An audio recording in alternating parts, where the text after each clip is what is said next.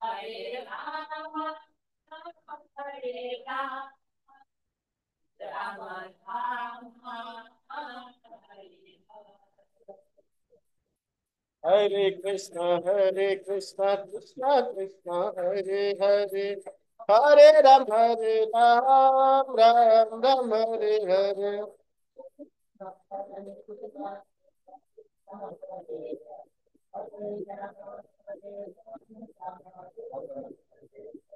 Hare Krishna, Krishna Krishna, Hare Hare. Hare Ram, Ram Ram, Hare Hare.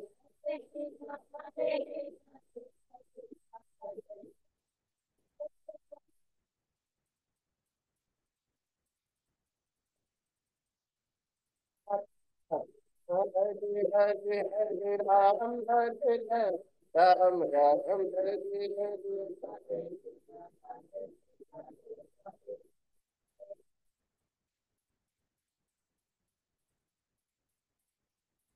Hare Krishna, Krishna Krishna, Hare Hare, Hare Ram, Ram Ram, Hare Hare. Hare Krishna, Krishna Krishna, Hare Hare.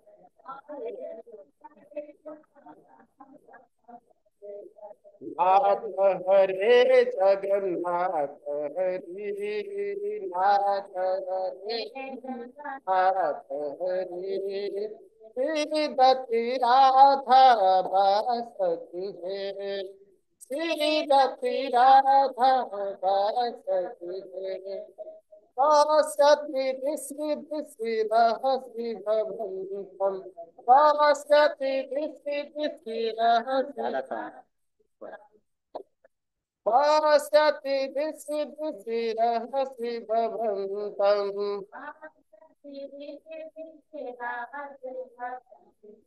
Tad Adhara Madhura Madhura Niti Bantam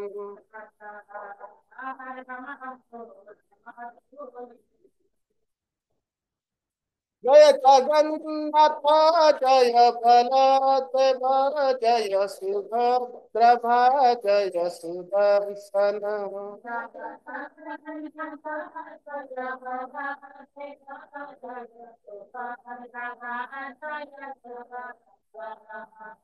Jagannatha Swami Dayana Pratadami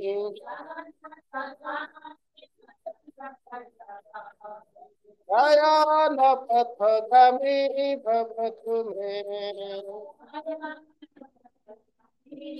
Pila ଟିକେ ତ ଭିତରକୁ ନେଇ ଆସିଲେ ସେ ବେଶୀ ବାହାରକୁ ଛାଡୁଛନ୍ତି ନୟନ ପଥଗାମୀ ଭବତୁ ମେ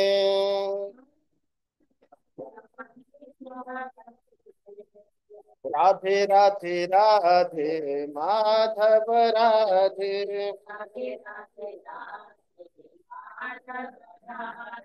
राधे राधे राधे गोविंद राधे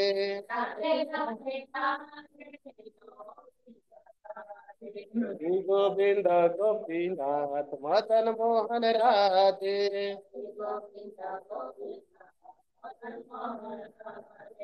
निताय निताय निताय गौरंग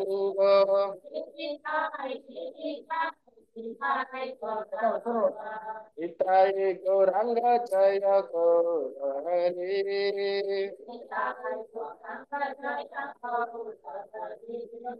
जय सचिनंदन गौर हरि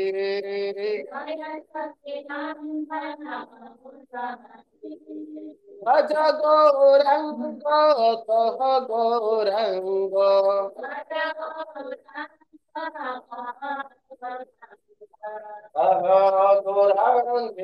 नाम रे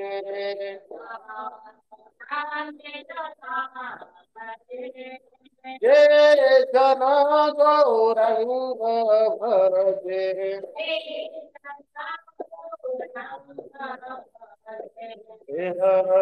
आबाद प्राण रे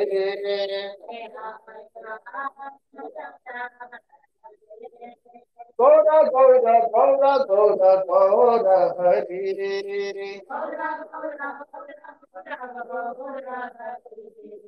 जय सच्चिदानंद गौर हरि।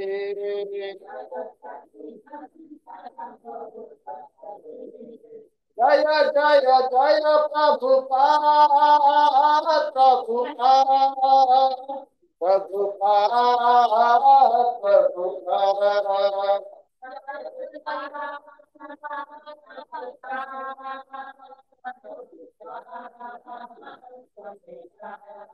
जय जय जय गुरुदेव गुरुदेव गुरुदेव गुरुदेव।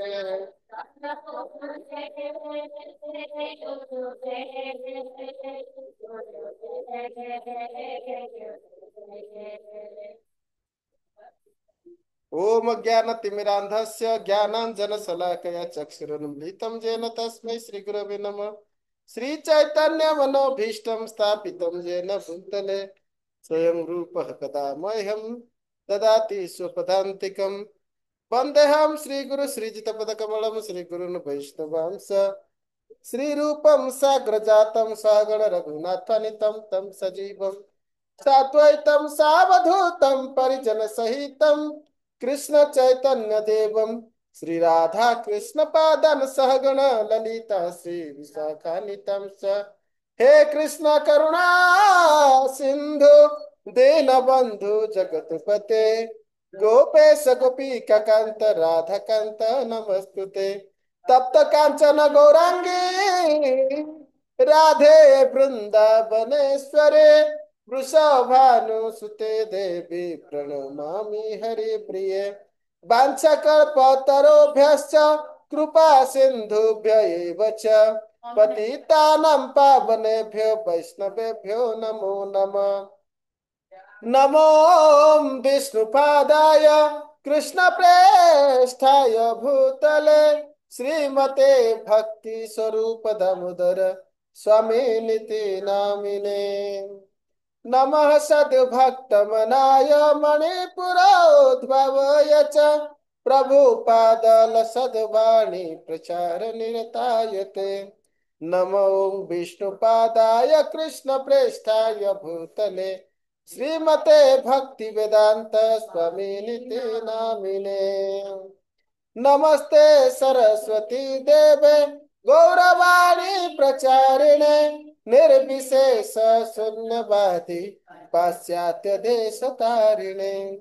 जय श्री कृष्ण चैतन्य प्रभु नित्यानंद श्री अद्वैत गदाधर श्रीवासादि गौर भक्त वृंद। हरे कृष्णा कृष्ण कृष्ण हरे हरे हरे राम राम राम हरे हरे। ओम नमो भगवते वासुदेवाय ओम नमो भगवते वासुदेवाय ओम नमो भगवते वासुदेवाय। नष्ट प्रायेषु अभद्रेषु नित्यं भागवत सेवया भागवते उत्तम श्लोके भक्तिर्भवति नैष्टिकी। नाम संकीर्तनं जस्य सर्व पाप प्रणाशनम प्रणाम दुख शमनम तम नमामि श्री हरि परम। जय जगन्नाथ बलदेव सुभद्रा महारानी की। नीलाचल निवासा नित्याय परमात्मने बलभद्र सुभद्राभ्याम जगन्नाथाय ते नमः। जय जगन्नाथ। आपण भितरे केते जण ओडिया बुझुनाती? समस्त ओडिया बुझछन तो ताले आज ओडिया रे करबा पूरा ठीक अछि। आज रथ यात्रा विशेष प्रसंग स्कंद पुराण रो आमे आलोचना करिबा। रथ यात्रा विधान स्कंद पुराण श्रीक्षेत्र पुरुषोत्तम महात्म्य जहाँकि विष्णु खंड रे अवस्थित। आज रथ यात्रा विधान आमे अध्ययन करिबा। जय जगन्नाथ स्वामी की।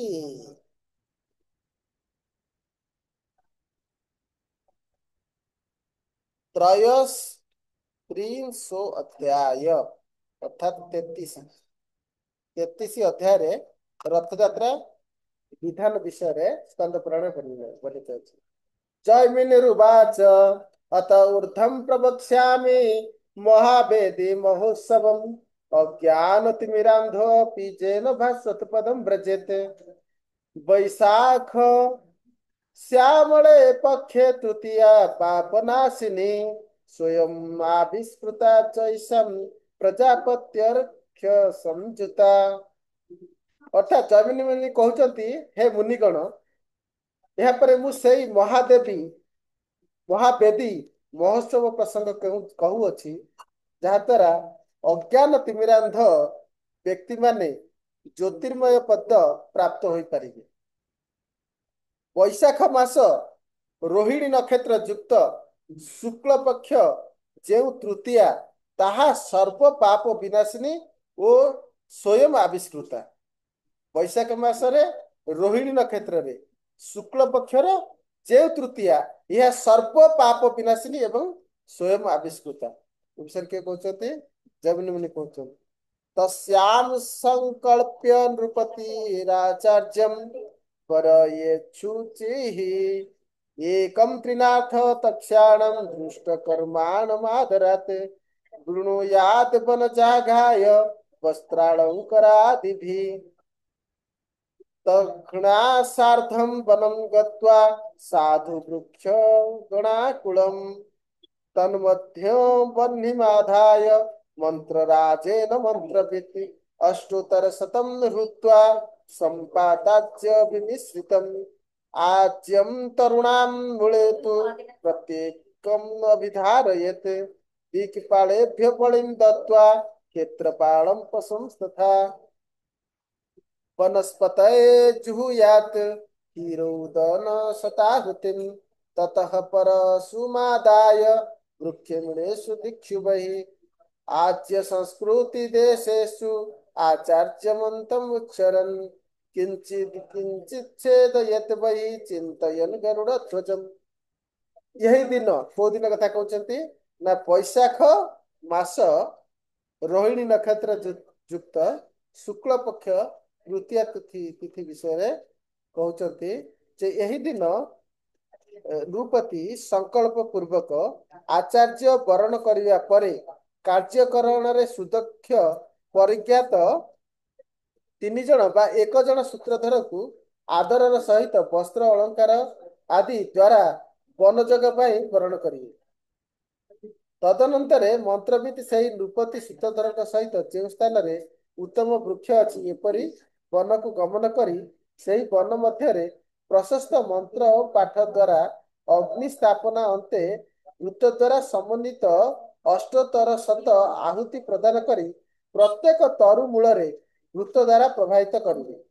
तापरे दिक्पाल गण को यथा उक्त पूजोपहार प्रदान करी एवं क्षेत्रपाल मानू आवश्यक अनुसार बलि प्रदान पूर्वक वनस्पति मानकर प्रीति उद्देश्य शत संख्यक दुग्ध अन्न आहुति प्रदान करेंगे। तद अनंतरे आचार्य मने मने भगवान गरुड़ ध्वज को चिंता करी कुठार ग्रहण पूर्वक यथोक्त मंत्र पाठ करी प्रत्येक दिगरे कृत द्वारा संस्कृत वृक्ष मूल को किंचित किंचित छेदन करेंगे। माने जो रथ यात्रा रे जो रथ तैयारी हबो से रथ तैयारी काठ केमिति पाइबे तार विशद व्याख्या एठारे हैला। तामाने कोउ दिन रथ काठ काटिया के जिवे ये होची अक्षय तृतीया सबठारु शुभ दिन। एटा को मास ना वैशाख मास तृतीय पक्ष रोहिणी नक्षत्र युक्त वैशाख मास रोहिणी नक्षत्र शुक्ल पक्ष तृतीय तिथि। यही तिथि रे जाई कौन करिवे ना जंगल को जाई उपयुक्त भाव पूजा करी से गछ मूल रे विभिन्न प्रकार कृत धारा प्रभावित करिवे एवं आवश्यक अनुसार पूजा करी क्षेत्रफल मान को बलि प्रदान पूर्वक ବନସ୍ପତି ମାନେ ବୃକ୍ଷଲତା ଆଦି ମାନଙ୍କର ପ୍ରୀତି ଉଦ୍ଦେଶ୍ୟରେ ଶତ ସଂଖ୍ୟକ ଦୁଗ୍ଧ ଅନ୍ନ ଆହୁତି ସବୁ ପ୍ରଦାନ କରିବେ। ପ୍ରଦାନ କଲା ପରେ ଗରୁଡ ଧ୍ୱଜକୁ ଭଗବାନ ଗରୁଡ ଧ୍ୱଜ ଭଗବାନଙ୍କୁ ଚିନ୍ତା କରି କଠୋର ମାନେ ଯୋଉ କଣ କୁରାଢିରେ ମନ୍ତ୍ର ପାଠ କରି ତାର ମୂଳକୁ ଛେଦନ କରିବା ଆରମ୍ଭ କରିବେ ଧୀରେ ଧୀରେ। न दत्सु तुर्य घोषेषु मङ्गलवादिषु बीजोज्यवर्धकिं तत्र आचार्यः स्वगृहं व्रजेत्। ସେହି କାଳରେ ମଙ୍ଗଳ ଗୀତ ଧ୍ୱନି ସମନ୍ୱିତ ତୁର୍ଯ୍ୟ ବାଦ୍ୟ ଧ୍ୱନି ଇତ୍ୟାଦି କରାଇବେ ଅର୍ଥାତ୍ ନାମ ସଂକୀର୍ତ୍ତନ ଇତ୍ୟାଦି କରିବା ଦ୍ୱାରା ସେ ଦାରୁ ବୃକ୍ଷ ଛେଦନ କରିବା ପୂର୍ବରୁ ଏସବୁ ବିଧି ରହିଛି। ଯେ ଆଚାର୍ଯ୍ୟ ତାଙ୍କ ଭିତରେ ଜଣେ ଆଚାର୍ଯ୍ୟ ଯେ ହିଁ ସେ ସୂତ୍ରଧରକୁ ଏହି ଛେଦନ କାର୍ଯ୍ୟରେ ବୃକ୍ଷ ଛେଦନ କାର୍ଯ୍ୟରେ ନିଯୁକ୍ତ କରି ଗୃହକୁ ପ୍ରତ୍ୟାଗ କରିପାରିବେ। ଅଥବା ସ୍ଥାନ ଲବ୍ଧାନି ଦାରୁଣି ରଥ କର୍ମଣି ଉକ୍ତ ସଂସ୍କାର ବିଧିନା ସଂକୁର୍ଯ୍ୟାତେ କଳ୍ପିତ ନଳେ। ଅଥବା ରଥ ଗଠନ ଉପଯୁକ୍ତି କାଷ୍ଠ ସମୂହ ଯଦି ନିଜ ସ୍ଥାନରେ ପ୍ରାପ୍ତ ହୁଏ ତାହେଲେ ଯଥାର୍ଥ ସଂସ୍କାର ବିଧାନ ଅନୁସାରେ ଅଗ୍ନି ସ୍ଥାପନ ପୂର୍ବକ ତହିଁରେ କାଷ୍ଠର ସଂସ୍କାର କରିବେ। ସେଇଠି ଯଜ୍ଞ କରି ଅଗ୍ନି ସଂସ୍କାର କରିଲା ପରେ କାଠ ସେ ଯୋଉ କାଠ କାଟିଲେ ତାର ସଂସ୍କାର କରିବେ। आरभेतरथं कृत्वा विघ्नराज महोत्सवं षोडशारै षोडशभिश्च क्रैलोर्म दृढै युक्तं विष्णुरथं कुर्यात् दृढाख्यं दृढकुबरं विचित्रघटनाख्य पुत्तळि परिवेष्टितं। ସର୍ବପ୍ରଥମେ ବିଘ୍ନନାଶଙ୍କ ପାଇଁ ବିଘ୍ନରାଜ ଗଣପତି ମହୋତ୍ସବ କରି ପରେ ରଥ ଗଠନ କାର୍ଯ୍ୟ ଆରମ୍ଭ କରାଇବେ। ଭଗବାନ ଜଗନ୍ନାଥ ଦେବଙ୍କର ରଥର ଲୋହମୟ ସୁଦୃଢ ଷୋଡଶ ଅରଯୁକ୍ତ ଷୋଡଶ ଚକ୍ର ବା 16 ଚକ୍ର ଏବଂ ଦୃଢ ଅକ୍ଷ ଏବଂ ଦୃଢ କୁବର ବା ତୁମ୍ବ ନିର୍ମାଣ କରିବେ। ରଥର ଚତୁର୍ଦିଗରେ ବିଚିତ୍ର ଭାବ ସାବଲ୍ୟ ଗଠିତ କାଷ୍ଠ ପୁତଳିକା ସମୂହ ଓ ମଧ୍ୟଭାଗରେ ବେଦୀ କରିବା ବିଧେୟ। नाना विचित्र बहुल मिथु खंड विराजितम चतुस्तोरण संयुक्तम चतुर्द्वार सुशोभनम। यही वेदी समुन्नत अथच विचित्र मंडल द्वारा सुशोभित हेतुव। वेदी माने कौन जोठारे रथ ऊपर जो आसन ऊपर जगन्नाथ बलदेव सुभद्रा सुदर्शन विराजमान करी तीन रथरे विराजमान करी जो अंचल भगवान अवस्थापन करेंगे जो स्थान में बसवे जाए वेदी। नाना विचित्र बहुलम हेमपट्ट विराजितम द्वाविंशति करोत्स्रायम पताकाभिरलंकृतम। यही रथ को नाना प्रकार कारुकार्य विभूषित करेंगे एवं हेमपट्ट द्वारा हेमपट्ट सुनापट्ट हेमपट्ट द्वारा विमंडित कराइबे। यहाकू द्वाविंशति हस्त परिमित उच्च एवं पताका मालारे अलंकृत करिए।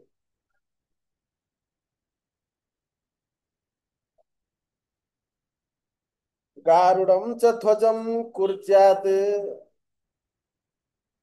कुर्याद् रक्तचन्दन निर्मितं गारुडं च ध्वजं कुर्याद् रक्तचन्दन निर्मितं दीर्घनासपिनदेहं कुण्डलाभ्यां विभूषितं चञ्च्वत् अग्रदष्टभुजगं सर्वालङ्कारभूषितं वितत्य पक्ष्यति व्योम्नि कुटीयन्तमिवोदितं।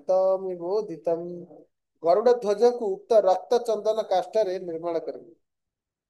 गरुड़ ध्वज कोठी सब ऊपर जो गरुड़ ध्वज लागिवो से जो काठ रहिबो जो पताका लागिवो सेटा रक्त चंदन काठरे तयारी होबार गतिरे उक्त गरुड़ देहरे स्थूल उक्त गरुड़ एवं सेठा जो गरुड़ रहिबे गरुड़कर देह स्थूल नासिका दीर्घ कर्णदय कुंडल विभूषित एवं सर्वांग विविध अलंकार द्वारा अलंकृत करेंगे।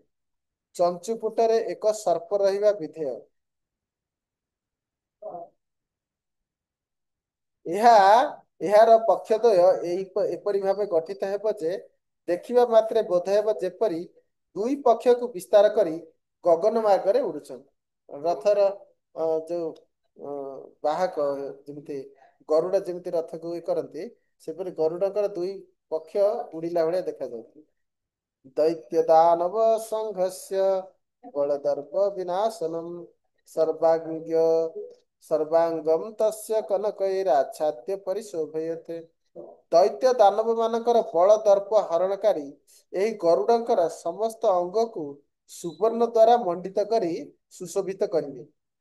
रथमेवं हरेः कुर्यात् श्वासनं परिष्कृतं चतुर्दश रथाङ्गैस्तं रथं कुर्याच्च शीर्णः चक्रैः द्वादशभिः कुर्यात् सुभद्राय रथोत्तमं सप्तच्छदमयं कुर्यात् शीर्णो लाङ्गलध्वजं देव्याः पद्मध्वजं कुर्यात् पद्मकाष्ठविनिर्मितं विरचज्य रथान् राजा प्रतिष्ठां पूर्वचरेत् यथा मन्त्रं यथा शास्त्रं विश्वसेद ब्राह्मणेषु च ब्राह्मणा जगदीशस्य जङ्गमास्तनवः स्मृताः। ଭଗବାନ ହରିଙ୍କର ଏହି ରଥ ଏହିପରି କରିବା କର୍ତ୍ତବ୍ୟ ଏବଂ ଏହା ଯେପରି ଅତି ସୁନ୍ଦର ପରିଷ୍କୃତ ଏବଂ ଅଭ୍ୟନ୍ତର ଭଗବାନଙ୍କ ଅବସ୍ଥାନ ପାଇଁ ଉପଯୁକ୍ତ ସୁନ୍ଦର ଆସନରେ ସୁସଜ୍ଜିତ ହେବ। ଏହିପରି ବଳରାମଙ୍କର ଚତୁର୍ଦଶ ବା 14 ଚକ ରଥଯୁକ୍ତ ହେବ ଏବଂ ସୁଭଦ୍ରା ଦେବୀଙ୍କର 12 ଚକ ରଥଯୁକ୍ତ ହେବ। ତାହେଲେ କେମିତି ହେଲା? ସୁଭଦ୍ରା ମଣିଙ୍କର 12, ଜଗନ୍ନାଥଙ୍କର 16 ଆଉ ବଳଦେବଙ୍କର 14। 12, 14, 16। ବଳଦେବଙ୍କର ସପ୍ତ ଛଦମୟ ଲାଙ୍ଗଳ ଧ୍ୱଜ ଓ ସୁଭଦ୍ରାଙ୍କର ପଦ୍ମକାଷ୍ଠ ବିନିର୍ମିତ ପଦ୍ମଧ୍ୱଜ କରିବେ। ନୃପତି ଏହିପରି 3 ଗୋଟି ରଥ ନିର୍ମାଣ କରାଇ ଏ ବିଷୟରେ ବ୍ରାହ୍ମଣ ମାନଙ୍କୁ ବିଶ୍ୱାସକୁ ନେଇ ପୂର୍ବ ପରି ଶାସ୍ତ୍ର ଅନୁସାରେ ମନ୍ତ୍ର ଅନୁସାରେ ରଥକୁ ପ୍ରତିଷ୍ଠା କରାଇବେ। ଯେହେତୁ ବ୍ରାହ୍ମଣ ମାନେ ଜଗନ୍ନାଥଙ୍କର ଚଳନ୍ତି ଶରୀର ଅଟନ୍ତି। इत्थं सुघटितं चक्रित्रयं देवत्रयस्य वैः आषाढस्य शीते वक्ष्यदिने विष्णुशुभप्रदे प्रतिष्ठाप्य समृद्धेन विधिना पूर्ववद्विजाः रक्षणीयं तथा तत्र नरोहत् कश्चनाशुभः पक्षी वा मानुष वा अपि मार्जारनकुलादयः ततो दिनत्रयादर्वाग् रथानाम् उत्तरे कृते मण्डपे उत्सवाङ्गे वा प्रकुर्याद् अङ्कुरार्पणम् अद्भुते स्वथ जाते शान्ति कुर्यात् पुरोहितम्। हे ଦ୍ୱିଜଗଣ, ଏହିଭଳି ଭାବରେ 3 ଦେବତାଙ୍କ ପାଇଁ ନିର୍ମିତ ହୋଇଥିବା 3ଟି ରଥକୁ ଆଷାଢ଼ ମାସର ଶୁକ୍ଳ ପକ୍ଷରେ ବିଷ୍ଣୁଙ୍କ ପାଇଁ ଶୁଭ ଦିନରେ ବିଧିବିଧାନ ଅନୁସାରେ ମହା ସମାରୋହରେ ପୂର୍ବପରି ପ୍ରତିଷ୍ଠା କରି ଯେପରି ରଥ ଉପରେ କୌଣସି ଅଶୁଭପ୍ରଦ ମନୁଷ୍ୟ, ପକ୍ଷୀ, ମାର୍ଜାର, ନେଉଳ କିମ୍ବା ଅନ୍ୟ କୌଣସି ପ୍ରାଣୀ ଆରୋହଣ ନ କରେ ସେଥିପ୍ରତି ସାବଧାନ ରହିବେ। ତଦନନ୍ତର 3 ଦିନ ଅତିବାହିତ ହେବା ପରେ ଏହି 3 ରଥର ଉତ୍ତର ଭାଗରେ ପୂର୍ବ ନିର୍ମିତ ମଣ୍ଡପ ମଧ୍ୟରେ ରଥଯାତ୍ରା ରୂପକ ମହୋତ୍ସବର ଅଙ୍ଗ କାର୍ଯ୍ୟ ଅଙ୍କୁରା ଅର୍ପଣ କରିବେ। ତାପରେ ଯଦି ଦୈବଜନିତ କିଛି ଅଦ୍ଭୁତ ଘଟଣା ଘଟେ ତାହେଲେ ପୂର୍ବୋକ୍ତ ପ୍ରକାର ଶାନ୍ତି ବିଧାନ କରିବା କର୍ତ୍ତବ୍ୟ। ତାହେଲେ ଏହିପରି ରଥ ନିର୍ମାଣ କରିସାରିବେ ଏକ ଶୁଭ ଦିନରେ ରଥ ପ୍ରତିଷ୍ଠା କରିବେ। ସେଇ ଶୁଭ ଦିନ କୋଉ ଦିନ? ଯେ ଆଷାଢ଼ ମାସ ଶୁକ୍ଳ ପକ୍ଷରେ ବିଷ୍ଣୁଙ୍କ ପାଇଁ ଶୁଭ ଦିନ ଅନୁସାରେ ରଥ ପ୍ରତିଷ୍ଠା କରିବେ। ପ୍ରତିଷ୍ଠା କରିବା ପରେ ଯେପରି ଅନ୍ୟ କେହି ଅଶୁଭ ମନୁଷ୍ୟ, ପକ୍ଷୀ, ବିଲେଇ, ନେଉଳ କିମ୍ବା କୁକୁର ଏସବୁ କୌଣସି ପ୍ରାଣୀ ଯେମିତି ସେ ରଥ ଉପରେ ଆଉ ନ ଚଢନ୍ତି ସେଥିପାଇଁ ସାବଧାନ ସହିତ ଧ୍ୟାନ ଦେବେ। ଏବଂ 3 ରଥର ଉତ୍ତର ଭାଗରେ ଆଗରୁ ନିର୍ମାଣ କରାଯାଇଥିବା ଯେଉଁ ରଥଯାତ୍ରା ମହୋତ୍ସବର ଅଙ୍ଗ କାର୍ଯ୍ୟ ସବୁ ଅଙ୍କୁର ଅର୍ପଣ କରିବେ, ମାନେ ସ୍ଥାପନ କରିବେ। ତାପରେ ଯଦି ଦୈବ ବିପାକ କାରଣରୁ କୌଣସି ଅଦ୍ଭୁତ ଘଟଣା ଘଟେ ତାହେଲେ ପୁଣି ଶାନ୍ତି ବିଧାନ କରିବେ ରଥରେ। ରଥ୍ୟା ସୁସଂସ୍କୃତ କାର୍ଯ୍ୟା ମହାବେଦୀಂ ଯଥା ବ୍ରଜେତେ ପାର୍ଶ୍ୱୟୋର୍ମଣ୍ଡଳଂ କୁର୍ଯାତେ ପଥି ଗୁଳମାଧିभिः ଫଳैः सुमनहस्तव कैर्माल्यैः ऋतुकुलैश्चामरैस्तथा यथा सुपुष्पिता तारण्यराजी तत्र विराजते। ଭଗବାନଙ୍କର ରଥ ଆରୋହଣ କରି ଯେଉଁ ମାର୍ଗରେ ମହାବେଦୀକୁ ଗମନ କରିବେ। ମହାବେଦୀ କୋଉଟା? ମହାବେଦୀ ହଉଛି ଗୁଣ୍ଡିଚା ମନ୍ଦିର, ଯାହାକୁ ଜନ୍ମ ବେଦୀ କୁହନ୍ତି, ମହାବେଦୀ ବି କୁହନ୍ତି। ଆଉ ରତ୍ନବେଦୀ ହେଲା ଶ୍ରୀମନ୍ଦିରରେ ଜଗନ୍ନାଥ ଯେଉଁଠାରେ ବିରାଜମାନ କରନ୍ତି। ଆଉ ଆଡପ ମଣ୍ଡପ କୋଉଟା? ଆଡପ ମଣ୍ଡପ ହଉଛି ଗୁଣ୍ଡିଚା ମନ୍ଦିର। ଆଡପ ମଣ୍ଡପ କୁହନ୍ତି, ମହାବେଦୀ କୁହନ୍ତି, ଜନ୍ମବେଦୀ କୁହନ୍ତି। ତେଣୁକରି ଏପରି ବିଭିନ୍ନ ମଣ୍ଡପ ରହିଛି। ଆଡପ ମଣ୍ଡପ, ସ୍ନାନ ମଣ୍ଡପ, ସ୍ନାନ ଯାତ୍ରା ଆସିଲେ ସେ ମଣ୍ଡପ ହେଲା ସ୍ନାନ ମଣ୍ଡପ, ସ୍ନାନ ବେଦୀ ହେଲା ସ୍ନାନ ମଣ୍ଡପ। ତେଣୁକରି ଭଗବାନଙ୍କର ଯୋଉ ମହାବେଦୀକୁ ଯୋଉ ଗମନ କରିବେ, ସେ ଯୋଉ ମାର୍ଗ ଅର୍ଥାତ ବଡଦାଣ୍ଡକୁ ଭଲ ଭାବରେ ପରିଷ୍କାର କରିବେ ଆଉ ସଂସ୍କାର କରିବେ। ସେଇ ପଥର ଉଭୟ ପାର୍ଶ୍ଵରେ ତରୁ ଗୁଳ୍ମାଦି ପୁଷ୍ପ ସ୍ତବକ ମାଲ୍ୟ ଦୁକୁଳ ଓ ଚାମରାଦି ଦ୍ୱାରା ସୁସଜ୍ଜିତ କରିବେ। ଏବଂ ବିଭିନ୍ନ ମଣ୍ଡଳ ବିଶ୍ରାମ ନିମନ୍ତେ ଯୋଉ ଯୋଉମାନେ ରଥ ଟାଣିବେ ଦର୍ଶନ କରିବେ, ଦୁଇ ପାର୍ଶ୍ଵରେ ବିଶ୍ରାମ ପାଇଁ ବିଶେଷ ବ୍ୟବସ୍ଥା କରିବା ପାଇଁ ଶାସ୍ତ୍ର କହୁଛନ୍ତି। ଯେମିତି ଦେଖିଲେ ଜଣା ପଡିବ ଯେ ସେ ସବୁ ଅତି ପୁଷ୍ପ ଅରଣ୍ୟ ରାଜି ଭଳି ବିରାଜମାନ ଅଛନ୍ତି। ସେ ପୂର୍ବ ସମୟରେ ତ ମଝିରେ ବଳଗଣ୍ଡି ଥିଲା, ସେଠି ନଈ ଯାଉଥିଲା, ତାର ଦିକରେ ବହୁତ ବୃକ୍ଷଲତା ଥିଲା। ଏବେ ତ ଦୁଇ ପଟେ ଦୋକାନ ବଜାର, ବହୁତ ସୁନ୍ଦର ସୁଶୋଭିତ ପୁଷ୍ପ ରାଜି ମଧ୍ୟରେ ଯୋଉ ରଥ ଟଣା ଯାଉଥିଲା। କାରଣ ଭଗବାନ ଶ୍ରୀକୃଷ୍ଣ ଯେତେବେଳେ ଆସୁଛନ୍ତି ରଥ ଟାଣି ଟାଣିକି, ତାଙ୍କୁ ଗୋପୀ ମାନେ ଆଣୁଛନ୍ତି, ସେ ଜଙ୍ଗଲ ମଧ୍ୟରେ ଆଣୁଛନ୍ତି। ସେଭଳି ଏକ ସୁନ୍ଦର ବୃନ୍ଦାବନ ଅରଣ୍ୟର ପରିବେଶ ବାସ୍ତବରେ ଉଚିତ ପରିବେଶ। ସେଇ କଥା ଏଠାରେ ଲେଖା ଯାଇଛି, ସୁପୁଷ୍ପିତ ତାରଣ୍ୟ ରାଜି ତତ୍ର ବିରାଜତେ। ଅର୍ଥାତ ରଥ ଯେଉଁ ରାସ୍ତା ଦେଇ ଯିବ, ଦୁଇ ପାର୍ଶ୍ଵରେ ଅତି ସୁସୁନ୍ଦର ସୁସଜ୍ଜିତ ହବା ଦରକାର। ଅତି କମରେ ବିଭିନ୍ନ ପ୍ରକାର ପୁଷ୍ପ ଏବଂ ବିଭିନ୍ନ ପ୍ରକାର ସାଜସଜ୍ଜା, ତୋରଣ ଏସବୁ କରିବା ଦରକାର। ଆଜିକାଲି ଯୋଉ ଭଲ ଭାବରେ ତ ଫୁଲରେ ସବୁ ସଜେଇ ହବ ନା, ଯୋଉ ଦୋକାନ ବଜାର ଯୋଉ ସବୁ ଦୁଇକରେ ରହିଛି, ସେମାନେ ଏଇଟା ଜାଣିବା ଉଚିତ ଯେ ରଥଯାତ୍ରା ସମୟରେ ବିଭିନ୍ନ ପ୍ରକାର ପୁଷ୍ପ ମାଲ୍ୟ ସବୁ ଦେଇକି ସଜେଇବା ଦରକାର। ଏବଂ ରଥ ଯାଇଥିବା ସମୟରେ ଯୋଉ ଯାତ୍ରୀ ମାନଙ୍କ ପାଇଁ ଯଥା ସମ୍ଭବ ଅନ୍ନ ଜଳ ଆଦି ବିତରଣ ହୁଏ। ହଉଛି ଅନ୍ନ ଜଳ ଆଦି ବିତରଣ ହଉଛି। ତେଣୁ ଦୁଇ ପାର୍ଶ୍ವକୁ ଭଲ ଭାବରେ ପୁଷ୍ପ ଦ୍ୱାରା ସଜେଇବା ଦରକାର। ଭୂମି ସମା ଚକାର୍ଯ୍ୟା ବୈ ସୁଖଚାରଣା ନିର୍ମଳା ଚ ସୁଗନ୍ଧା ଚ ସୁଦୂରାଧିବର୍ଜିତୋତ୍କରା। ରଥତ୍ରୟର ଅନ୍ୟାସ ଗମନ ପାଇଁ ମାର୍ଗ ଭୂମିକୁ ସୁନ୍ଦର ରୂପେ ସମତଳ କରି, ଅର୍ଥାତ ଯୋଉ ରଥ ଯେମିତି କୋଉଠି ଧକଡ ଚକଡ ନ ପଡେ, କୋଉଠି ହମ୍ପସ ନ ହୁଏ, ସେଥିପାଇଁ ପୁରା ସମତଳ କରିବେ। ପଙ୍କରାଜି ଶୂନ୍ୟ, କୋଉଠି କାଦୁଅ ପଙ୍କ ଏସବୁ ନଥିବ, ପୁରା ନିର୍ମଳ ରହିଥିବ। ଗନ୍ଧ ଯୁକ୍ତ, ବହୁ ଦୂର ପର୍ଯ୍ୟନ୍ତ ପଥପ୍ରାନ୍ତ କୋମଳ ବାଲୁକମୟ ହେବା ଉଚିତ। ଏବେ ତ ଆଉ ବାଲୁକା ନାହିଁ, କିନ୍ତୁ ଆଗରୁ ପୁରା ବାଲୁକା ରାଶି ରହିଥିଲା। ତା ଦ୍ଵାରା ଯୋଉମାନେ ଟାଣିବେ ସେମାନଙ୍କର ପାଦକୁ କଷ୍ଟ ହବନି। କାରଣ ସମସ୍ତେ ତଦ୍ ଉପରେ ଆନନ୍ଦରେ ବିଚରଣ କରିବେ, ସମସ୍ତେ ଆନନ୍ଦରେ ବିଚରଣ କରିବା ପାଇଁ ମାର୍ଗ ଏହିପରି ହବା ଉଚିତ।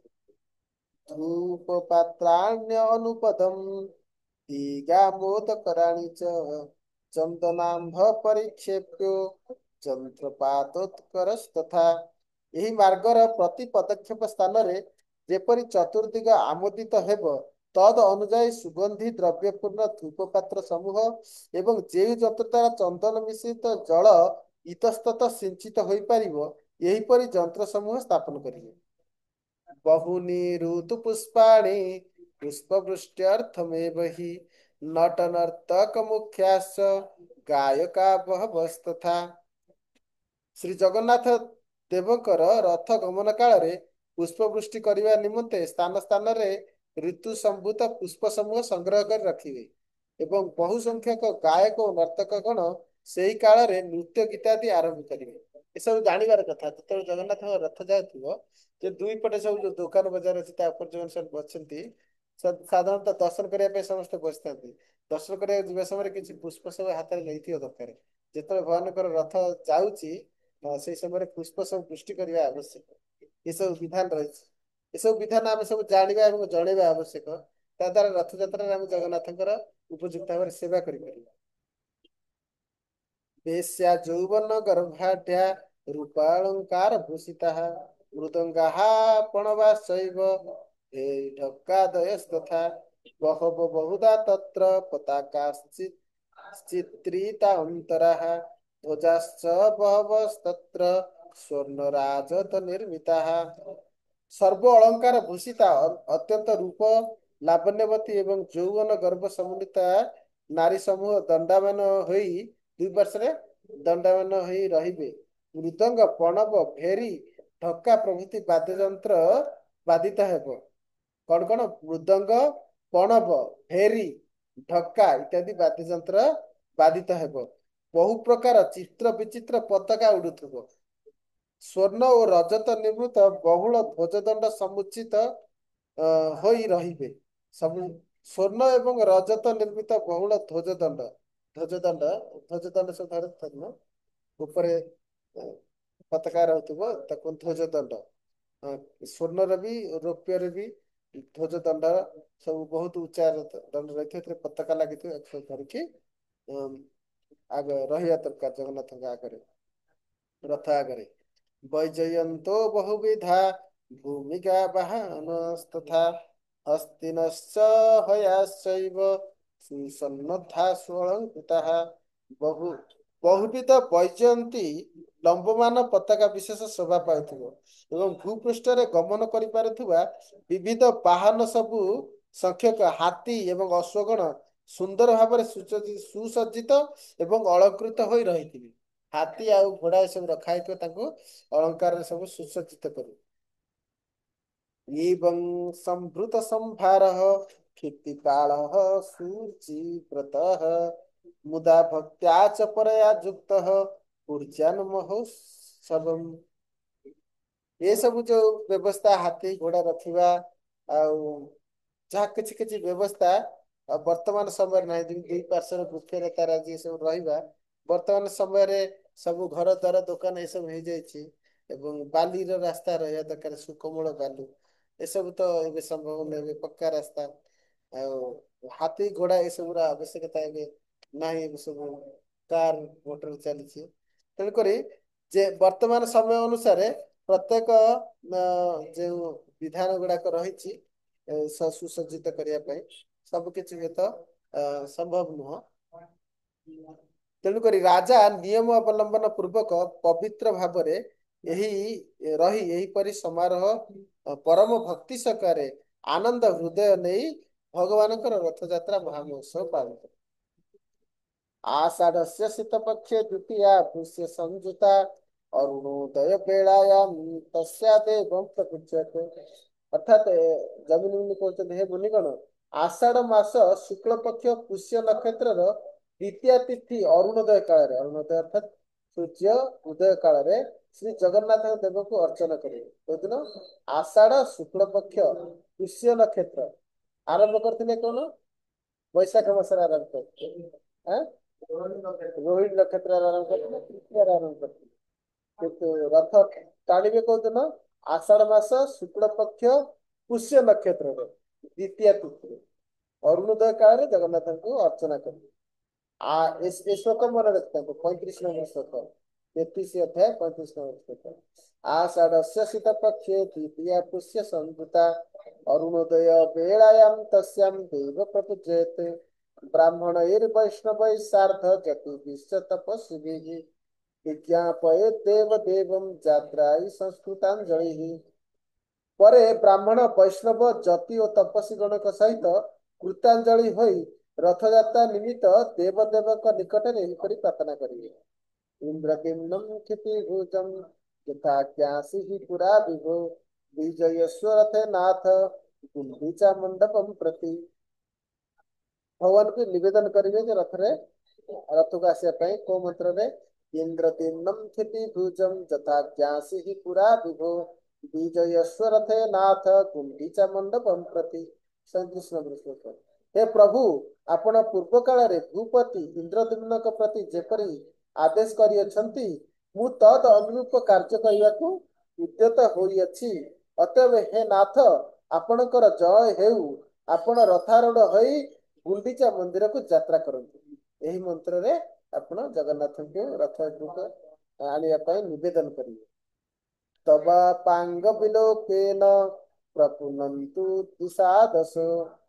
ତବାପାଙ୍ଗ ବିଲୋକେନ ପ୍ରପୁନନ୍ତୁ ଦିଶो ଦଶ। ନିଃଶ୍ରେୟ ସପଦం ଯାନ୍ତୁ ସ୍ଥାବରାଣୀ ଚରାଣୀ ଚ। ଭବଦୀୟ କୃପା ଅପାଙ୍ଗ ବିଲୋକନରେ 10 ଦିଗ ପବିତ୍ର ହେଇ ଏବଂ ଚରାଚର ସମସ୍ତେ କଲ୍ୟାଣପ୍ରଦ ମୋକ୍ଷ ଲାଭ କରନ୍ତୁ।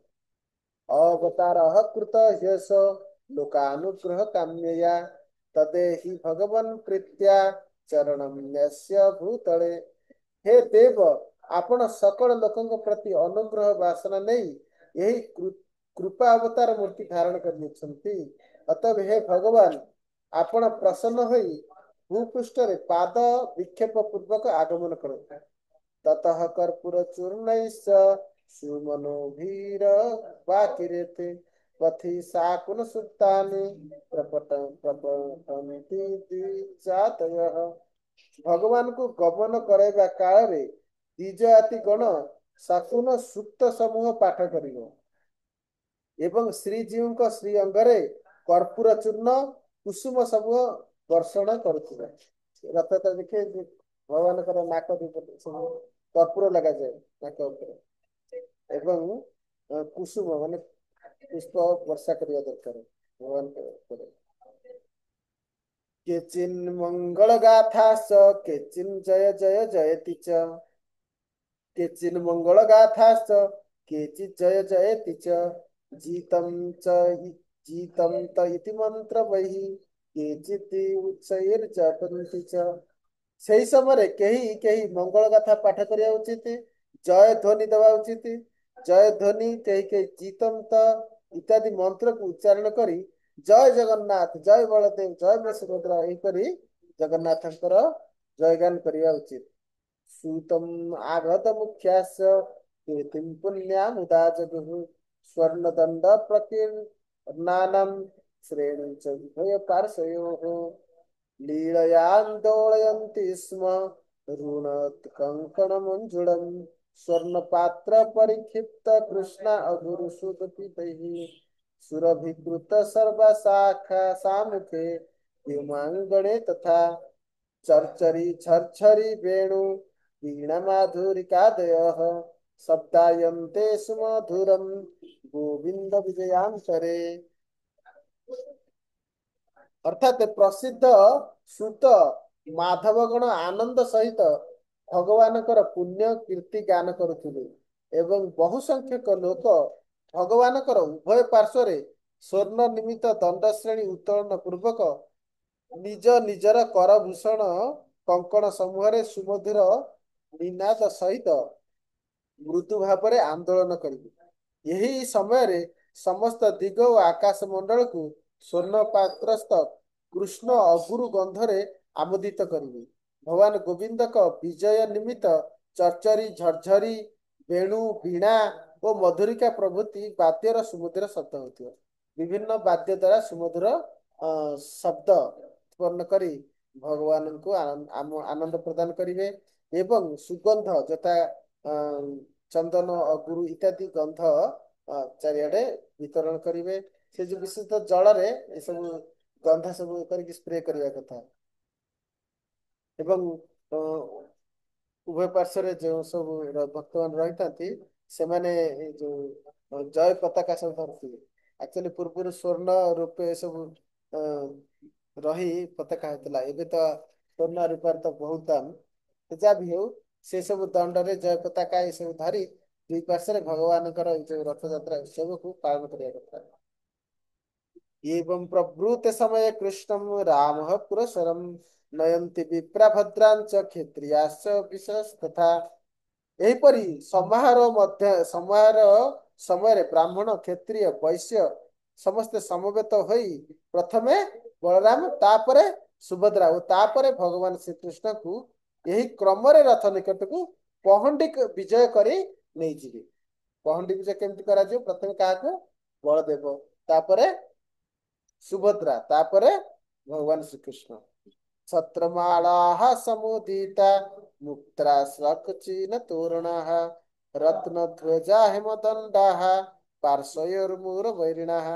ସେହି ସମୟରେ ଭଗବାନ ମୁରାରୀଙ୍କ ଉଭୟ ପାର୍ଶ୍ୱରେ ଯାହାର ଅଗ୍ରଭାଗଟି ରତ୍ନ ଖଚିତ ଏବଂ ଭୂତ ଦଣ୍ଡ ସମୂହ ସ୍ୱର୍ଣ୍ଣ ନିର୍ମିତ ଏବଂ ଚୀନ ଦେଶୀୟ ଆଭରଣ ବସ୍ତ୍ରର ପ୍ରାନ୍ତ ଭାଗ ମୁକ୍ତା ଦାମରେ ବିଭୂଷିତ ହେଇଥିବ, ଏହିପରି ଛତ୍ର ସମୂହ ଧାରଣ କରିବେ।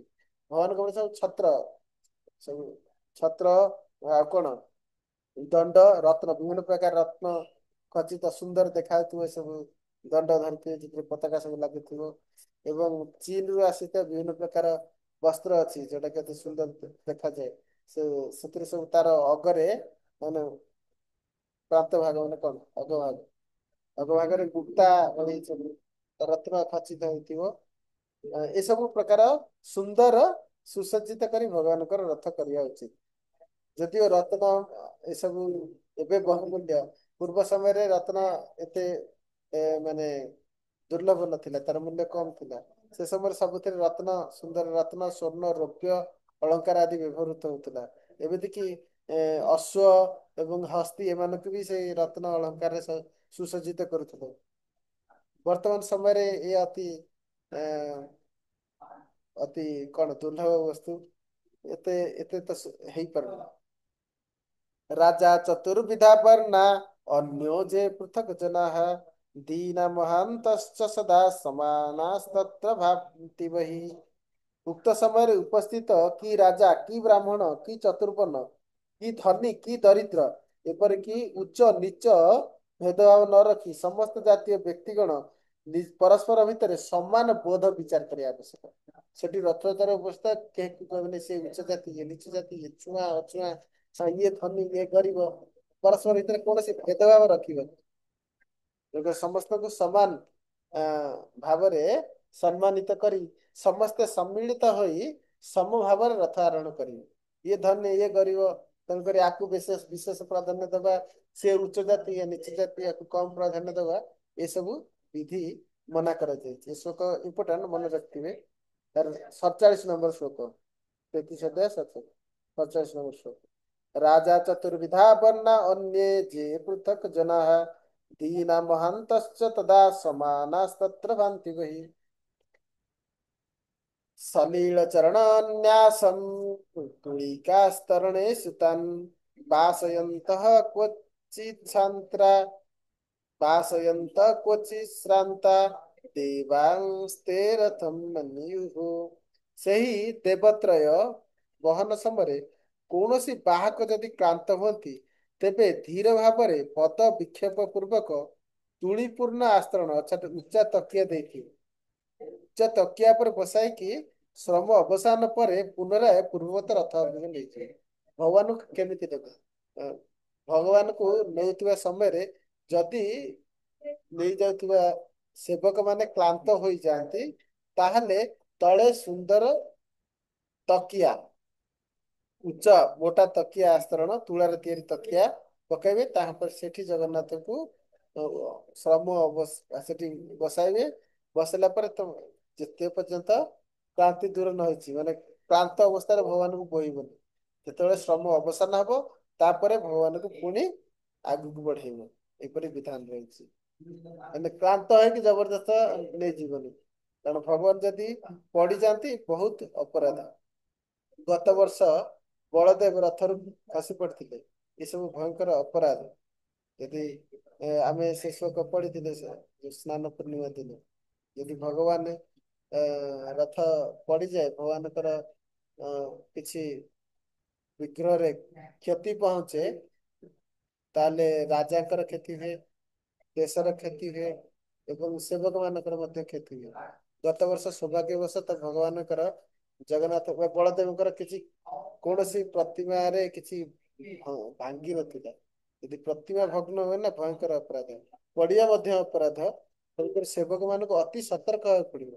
ଜଗନ୍ନାଥ କିଏ? ସାକ୍ଷାତ ବିଷ୍ଣୁ, ସାକ୍ଷାତ ଭଗବାନ, ଯିଏ କଳ୍ପଦ୍ରୁମ। କଳ୍ପଦ୍ରୁମ କଣ? କଳ୍ପଦ୍ରୁମ ହଉଛି ଭଗବାନଙ୍କର ରୋମ, ଯାହାଙ୍କର ରୋମ ମୂଳରୁ ଅନନ୍ତ କୋଟି ବ୍ରହ୍ମାଣ୍ଡ ବାହାରୁଛି। ମାଳ ମାଳ ହେଇ ବ୍ରହ୍ମାଣ୍ଡ ଯାହାଙ୍କ ରୋମରାଜିରୁ ବାହାରୁଛି ସେଇ କଳ୍ପଦ୍ରୁମ ସାକ୍ଷାତ ଦାରୁ ବ୍ରହ୍ମ ରୂପରେ ପ୍ରକଟିତ ହେଇଛନ୍ତି। ତେଣୁକରି ଜଗନ୍ନାଥ ବଳଦେବ ସୁଭଦ୍ରା ଯାହା ଦାରୁ ବିଗ୍ରହ ତାଙ୍କୁ ଯଦି କେହି ସାମାନ୍ୟ କାଷ୍ଟ ଜ୍ଞାନ କରେ ପ୍ରତିମା ଜ୍ଞାନ କରେ ତା ଭୟଙ୍କର ଅପରାଧ।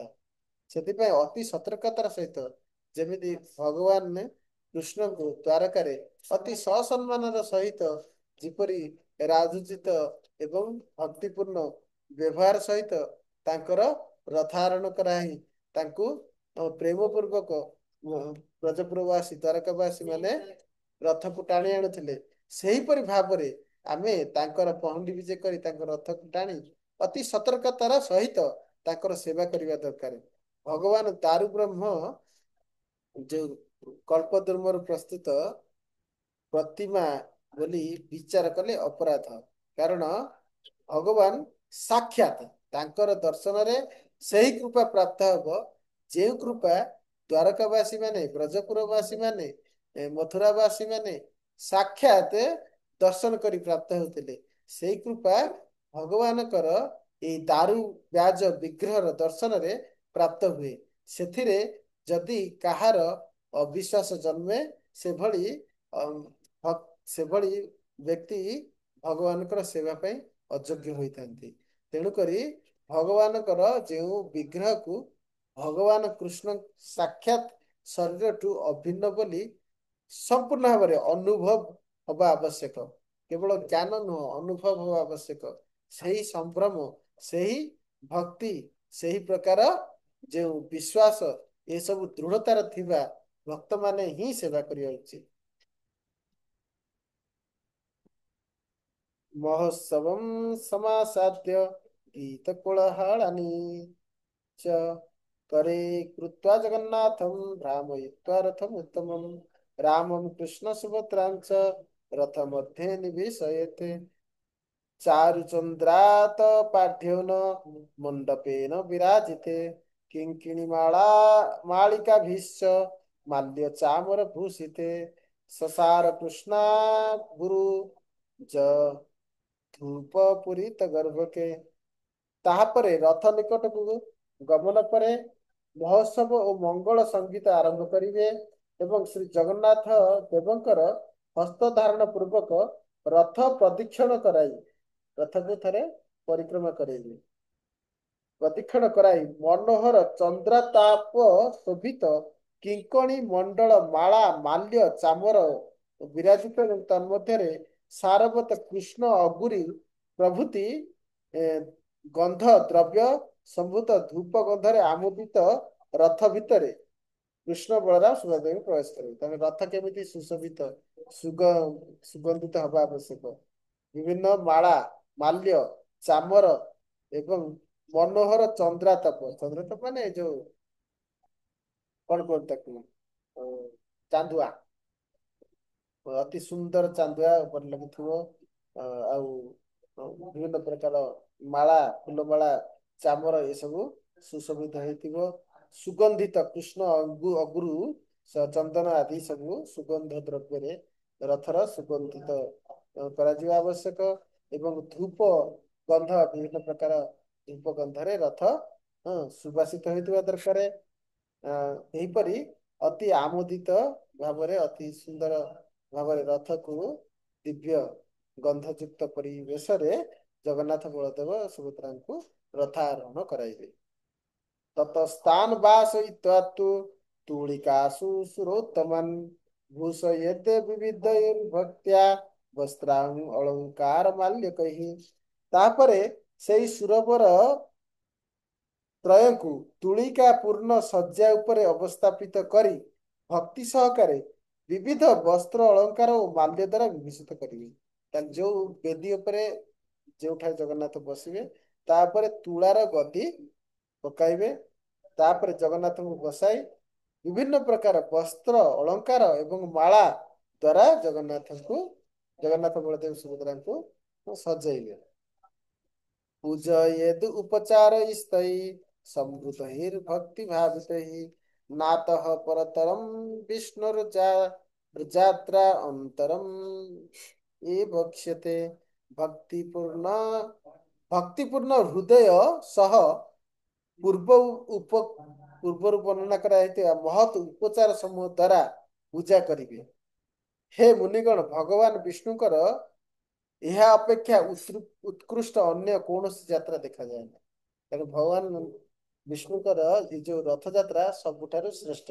ୟା ଠାରୁ ଅଧିକ ଉତ୍କୃଷ୍ଟ କୌଣସି ଅନ୍ୟ ଯାତ୍ରା ନାହିଁ। ଯତ୍ର ସ୍ୱୟଂ ତ୍ରିଲୋକେଶः ସ୍ୟନ୍ଦନେନ କୁତୂହଳାତ୍ ମାନୟନ୍ ପୂର୍ବମାଜ୍ଞାତାମ୍ ବର୍ଷେ ବର୍ଷେ ବ୍ରଜେଦସୁ। ସ୍ୱୟଂ ତ୍ରିଲୋକେଶ ଭଗବାନ ହରି ନିଜ ପୂର୍ବାଦେଶର ସମ୍ମାନ ରକ୍ଷା ନିମନ୍ତେ ପ୍ରତିବର୍ଷ ରଥ ଆରୋହଣ ପୂର୍ବକ ଗୁଣ୍ଡିଚା ମଣ୍ଡପକୁ ପରମ କୁତୂହଳରେ ଗମନ କରିଥାନ୍ତି। ପୂର୍ବରୁ ଯୋଉ ଆଦେଶ ଦେଇଥିଲେ ଯେ ଗୁଣ୍ଡିଚା ମହାରାଣୀକି ଯୋଉ ବରଦାନ ଦେଇଥିଲେ ଯେ ବର୍ଷକୁ ଥରେ ସେ ଆସିବେ ଏଠିକି, କୋଉଠି ଗୁଣ୍ଡିଚା ମନ୍ଦିର। କାହିଁକି? ଗୁଣ୍ଡିଚା ମନ୍ଦିର ହଉଛି ବୃନ୍ଦାବନ, ଭଗବାନଙ୍କର ଜନ୍ମବେଦୀ। ତେଣୁକରି ଯେଉଁଠାରେ ଭଗବାନ ଜନ୍ମ ହୋଇ ପ୍ରଥମେ ସ୍ଥାପିତ ହୋଇଥିଲେ। ଗୁଣ୍ଡିଚା ମନ୍ଦିର ଭଗବାନ କେତେ ଦିନ ରହିଛନ୍ତି ଜାଣିଛ? ଇନ୍ଦ୍ରଦ୍ୟୁମ୍ନ ମହାରାଜ ଯେତେବେଳେ ସ୍ୱୟଂଭୁବ ମନୁଙ୍କର ପ୍ରଥମ ସତ୍ୟ ଯୁଗରେ ଇନ୍ଦ୍ରଦ୍ୟୁମ୍ନ ମହାରାଜ ଆସି 100 ଅଶ୍ୱମେଧ ଯଜ୍ଞ କଲେ, ସେଇ ସମୟରେ ଗଦାଧରଙ୍କ ସ୍ୱପ୍ନ ଆସିଲା ଯେ ମୁଁ ସମୁଦ୍ରରେ ପତିତ ହୋଇଛି। ବିଷ୍ଣୁ ଲୋକରୁ ଭଗବାନଙ୍କର ଲୋମ, ଯାହାକି କଳ୍ପଦ୍ରୁମ, ପତିତ ହେଲେ କୋଉଠି? ଯାହାକି ଚକ୍ର ତୀର୍ଥ କ୍ଷେତ୍ର, ସେଇ ପାଖରେ ସମୁଦ୍ରରେ ପତିତ ହେଲେ ଏବଂ ସ୍ୱପ୍ନାଦେଶ ଦେଲେ। ନାରଦ ସେ ସମୟରେ ଉପସ୍ଥିତ ଥିଲେ। ନାରଦ ହିଁ 100 ଅଶ୍ୱମେଧ ଯଜ୍ଞରେ ସହଯୋଗ କରିଥିଲେ, ଯେଉଁଠାରେ ବ୍ରହ୍ମାଙ୍କ ଦ୍ୱାରା ପ୍ରତିଷ୍ଠିତ ନୃସିଂହ ମନ୍ଦିର ଅଛି। ଆପଣ ଦେଖିବେ ଗୁଣ୍ଡିଚା ମନ୍ଦିର ପାଖରେ ଲାଗିକି ହିଁ ନୃସିଂହ ମନ୍ଦିର ଅଛି। ସେ ଆଦି ନୃସିଂହ, ତାକୁ ବ୍ରହ୍ମା ସ୍ୱୟଂ ପ୍ରତିଷ୍ଠା କରିଥିଲେ। ସେଇ ନୃସିଂହ ଦେବଙ୍କୁ, କାରଣ ଯଜ୍ଞ ପ୍ରତିଷ୍ଠା ବେଳେ ନୃସିଂହ ଦେବ ନିହାତି ଆବଶ୍ୟକ, ନୃସିଂହ ଦେବଙ୍କ ପାଖରେ ହିଁ ଯଜ୍ଞ କରିଥିଲେ। ତେଣୁକରି ସେ ଏତେ ଲକ୍ଷ କୋଟି ଗାଈ ଦାନ କରିଥିଲେ, ତାଙ୍କର ଯୋଉ ଖୁରାରେ ଖୋଳି ହେଇକି ଏବଂ ତାଙ୍କର ମୂତ୍ରରେ ସେ ଇନ୍ଦ୍ରଦ୍ୟୁମ୍ନ ସରୋବର ହେଇଛି। ସେଇଠାରେ ଯଜ୍ଞ କରି ବ୍ରାହ୍ମଣ ମାନଙ୍କୁ ଏତେ ଗାଈ ଦାନ କରିଥିଲେ। ଏହିପରି ଇନ୍ଦ୍ରଦ୍ୟୁମ୍ନ ମହାରାଜ ସେଠାରେ ଯେତେବେଳେ ଜଗନ୍ନାଥ, ବଳଦେବ, ସୁଭଦ୍ରାଙ୍କର ବିଗ୍ରହ ପ୍ରତିଷ୍ଠା କରିବା ପାଇଁ ବଢେଇ ମାନଙ୍କୁ ଡାକିଲେ, କେହି ସେ ଦାରୁକୁ, କଳ୍ପଦ୍ରୁମକୁ ସ୍ପର୍ଶ କରିପାରିଲେନି। ସେଥିପାଇଁ ବିଶ୍ଵକର୍ମା ନିଜେ ବଢେଇ ହୋଇ ଆସି, ବୃଦ୍ଧ ବଢେଇ ଆସି ତାଙ୍କୁ ଜଗନ୍ନାଥ, ବଳଦେବ, ସୁଭଦ୍ରାଙ୍କୁ ପ୍ରକଟ କଲେ ଏବଂ ସେ ଗୁଣ୍ଡିଚା ମନ୍ଦିରରେ ପ୍ରଥମେ ସ୍ଥାପନ କଲେ। ଗୁଣ୍ଡିଚା ମନ୍ଦିର ସ୍ଥାପନ କରି ସେପଟେ ଶ୍ରୀମନ୍ଦିର ନିର୍ମାଣ କଲେ। ଶ୍ରୀମନ୍ଦିର ସମ୍ପୂର୍ଣ୍ଣ ନିର୍ମାଣ ବି ହେଇନଥିଲା, ଆହୁରି ଉପର ଭାଗ କିଛି ବାକ ଥିଲା। ଅଧାରୁ ଅଧିକ ନିର୍ମାଣ କରିଥିଲେ, ପୂର୍ଣ୍ଣ ନିର୍ମାଣ କରିନଥିଲେ। ସେଇ ସମୟରେ କିନ୍ତୁ ଆସିକି ଦେଖିଲା ବେଳକୁ ଭଗବାନଙ୍କର ଇଏ ଅନୁସାରେ, ବିଧି ବିଧାନ ଅନୁସାରେ ସମ୍ପୂର୍ଣ୍ଣ ନିର୍ମାଣ ହେଇଯାଇଥିଲା। ସିଏ ଯେତେବେଳେ ଗଲେ, କେତେବେଳେ ଗଲେ? ଯେତେବେଳେ ବିଦ୍ୟାପତି ନୀଳମାଧବ ଦର୍ଶନ କରିକି ଫେରି ଯାଇଛନ୍ତି। ଯୋଉଦିନ ସକାଳେ ବିଦ୍ୟାପତି ଗଲେ, ସେଇଦିନ ସନ୍ଧ୍ୟାବେଳେ ଦେବଲୋକ ମାନେ ଆସିଥିଲେ।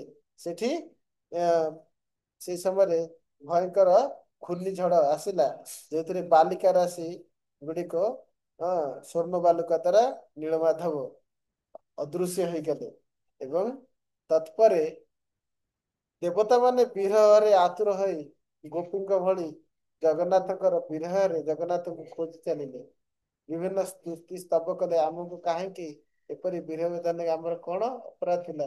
ଆମେ ଆଉ ସ୍ୱର୍ଗ ଲୋକକୁ, ସ୍ୱର୍ଗ କାର୍ଯ୍ୟ ଆଜି କରିବାକୁ ଯିବୁ ନା, ଏଇଠାରେ ରହି ବନବାସୀ ହୋଇ ଆପଣଙ୍କର ତପସ୍ୟା କରି, ଏହିପରି ଭାବରେ ବିଭିନ୍ନ କରିବା ସମୟରେ ଆକାଶବାଣୀ ହେଲା, ବିଶଦ ଭାବରେ ଜାଣିବାକୁ ଆପଣ ବ୍ରହ୍ମା ନିକଟକୁ ଯାଆନ୍ତୁ। ସେଇଠାରେ ଦିଗପାଳ ଦେବତାଗଣ ତପସ୍ୟା ବ୍ରତ ମାଧ୍ୟମରେ ସତ୍ୟ ଲୋକକୁ ଗମନ ପାଇଁ ପ୍ରଚେଷ୍ଟା କଲେ। ସେମାନେ ଆଗେ ଦେବତା ମାନେ ଗଲେ, କିନ୍ତୁ ସେ ଯାଇକି ସବୁ ଅପେକ୍ଷା କରିଥିଲେ କୋଉଠି? ବ୍ରହ୍ମାଙ୍କର ସତ୍ୟ ଲୋକରେ ତାକୁ ଦର୍ଶନ କରିବା ପାଇଁ। କାରଣ ସେଇ ସମୟରେ ବ୍ରହ୍ମା ଭଗବାନ ବିଷ୍ଣୁଙ୍କର ସ୍ତୁତି ଜ୍ଞାନ ଶ୍ରବଣ କରୁଥିଲେ। ତେଣୁକରି ଯେହେତୁ ସେ ସାମବେଦ ଏବଂ ଭଗବାନଙ୍କର ବିଭିନ୍ନ ସ୍ତୁତି ଆଦି ଶ୍ରବଣରେ ବ୍ୟସ୍ତ ଥିଲେ, ସେ ସମୟ କେତେ? ସେ ସମୟ ଥିଲା ପାଖାପାଖି 52 ମିନିଟ 43 ସେକେଣ୍ଡ, ମାନେ 14 ଜଣ ମୁନି 14 ଜଣ ମନୁ 12 ଘଣ୍ଟା ବ୍ରହ୍ମାଙ୍କର 12 ଘଣ୍ଟା ସମୟରେ ଆସନ୍ତି। ତାହେଲେ ଗୋଟିଏ ମନ୍ୱନ୍ତର ହେଲେ 71 ଚତୁର୍ଯୁଗ। ଗୋଟିଏ ମନ୍ୱନ୍ତର ସମୟ ହଉଛି ପାଖାପାଖି 12 ହରଣ 14 ଆସିଯିବ କେତେ 52 ମିନିଟ 43 ସେକେଣ୍ଡ ଆସିଯିବ। ଏତିକି ସମୟ ଅପେକ୍ଷା କରିଥିଲି। ତାଙ୍କର 52 ମିନିଟ 43 ସେକେଣ୍ଡ ସିନା ଅପେକ୍ଷା ହେଇଗଲା, କିନ୍ତୁ ଯୋଉ ଯୁଗରେ କଳି ଯୁଗରେ ଆସିକି ଦେଖିଲେ 71 ଜଣ ମନୁ ପଳେଇ ଗଲେଣି। ନା, ଗୋଟିଏ ମନୁଙ୍କର 71 ଚତୁର୍ଯୁଗ ପଳେଇଲେଣି। ଗୋଟିଏ ଚତୁର୍ଯୁଗ କେତେ? କଳିର ଆୟୁଷ କେତେ? 4,32,000। ସେମିତି ଦ୍ୱାପର ତାର 2 ଗୁଣ, ତ୍ରେତୟା ତାର 3 ଗୁଣ, ସତ୍ୟ ତାର 4 ଗୁଣ, ମିଶିଲେ 10 ଗୁଣ। ଚତୁର୍ଯୁଗ ହେଲା ଟୋଟାଲ କଳିର 10 ଗୁଣ, ଅର୍ଥାৎ 43,20,000 ବର୍ଷ। ସେଥିରେ 71 ଗୁଣନ୍ତୁ, ଏତିକି ସମୟ ପଳେଇ ଯାଇଛି ସେ 52 ମିନିଟ 43 ସେକେଣ୍ଡରେ। ସେଇ ସମୟରେ ବ୍ରହ୍ମା ତାଙ୍କର ସ୍ତୁତି ଜ୍ଞାନ ଆଦି ଶ୍ରବଣ କରୁଥିଲେ। ସେଇ ସମୟରେ ଦିକ୍ପାଳ ମାନେ ଅପେକ୍ଷା କରିଛନ୍ତି। ଇନ୍ଦ୍ରଦ୍ୟୁମ୍ନ ମହାରାଜ ଆରି ଭିତରେ ଯେତେ ଯୋଉ ଶୂନ୍ୟବାଣୀ ହେଲା, ସତ ଅଶ୍ୱମେଧ ଯଜ୍ଞ କଲେ, ଭଗବାନଙ୍କୁ ଗୁଣ୍ଡିଚା ମନ୍ଦିର ସ୍ଥାପନା କଲେ ଏବଂ ଶ୍ରୀମନ୍ଦିର ନିର୍ମାଣ କଲେ। ନିର୍ମାଣ କରି ବ୍ରହ୍ମାଙ୍କୁ ପ୍ରତିଷ୍ଠା ପାଇଁ ନିମନ୍ତ୍ରଣ କରିବାକୁ ଯାଇଥିଲେ। ସେଠି ଗଲା ବେଳେ ତାଙ୍କ ସହ ସେଠି ଯୋଉ ଦିକ୍ପାଳ ଗଣ ସବୁ ଅପେକ୍ଷା କରି ରହିଛନ୍ତି। ନାରଦ ସହିତ ଆସି ଯେହେତୁ ମଣିକୋଦର ହେଲେ ବ୍ରହ୍ମାଙ୍କର ଦ୍ୱାରପାଳ, ତାହେଲେ ବ୍ରହ୍ମାଙ୍କର ନିର୍ଦ୍ଦେଶ ଅନୁସାରେ ଆମେ କାର୍ଯ୍ୟ କରୁ। ତାଙ୍କର ନିର୍ଦ୍ଦେଶ, ସ୍ୱାମୀଙ୍କ ନିର୍ଦ୍ଦେଶ ବିନା ଆମେ କିଛି କରିପାରିବୁନି। କିନ୍ତୁ ଆପଣ ମାନସ ପୁତ୍ର ନାରଦ, ଯେହେତୁ ଆପଣ କାହିଁକି ଜଣାଇ ପାରିବେ ଇନ୍ଦ୍ରଦ୍ୟୁମ୍ନଙ୍କର ଆଗମନ ବିଷୟରେ? ଆପଣଙ୍କ ସହିତ ଯିଏ ଆସିଛନ୍ତି ସେ ନିଶ୍ଚିତ ଅତି ମହାନ, କିନ୍ତୁ ଆମେ ତ ସ୍ୱାମୀଙ୍କ ନିର୍ଦ୍ଦେଶ ବିନା କିଛି କରିପାରିବୁନି।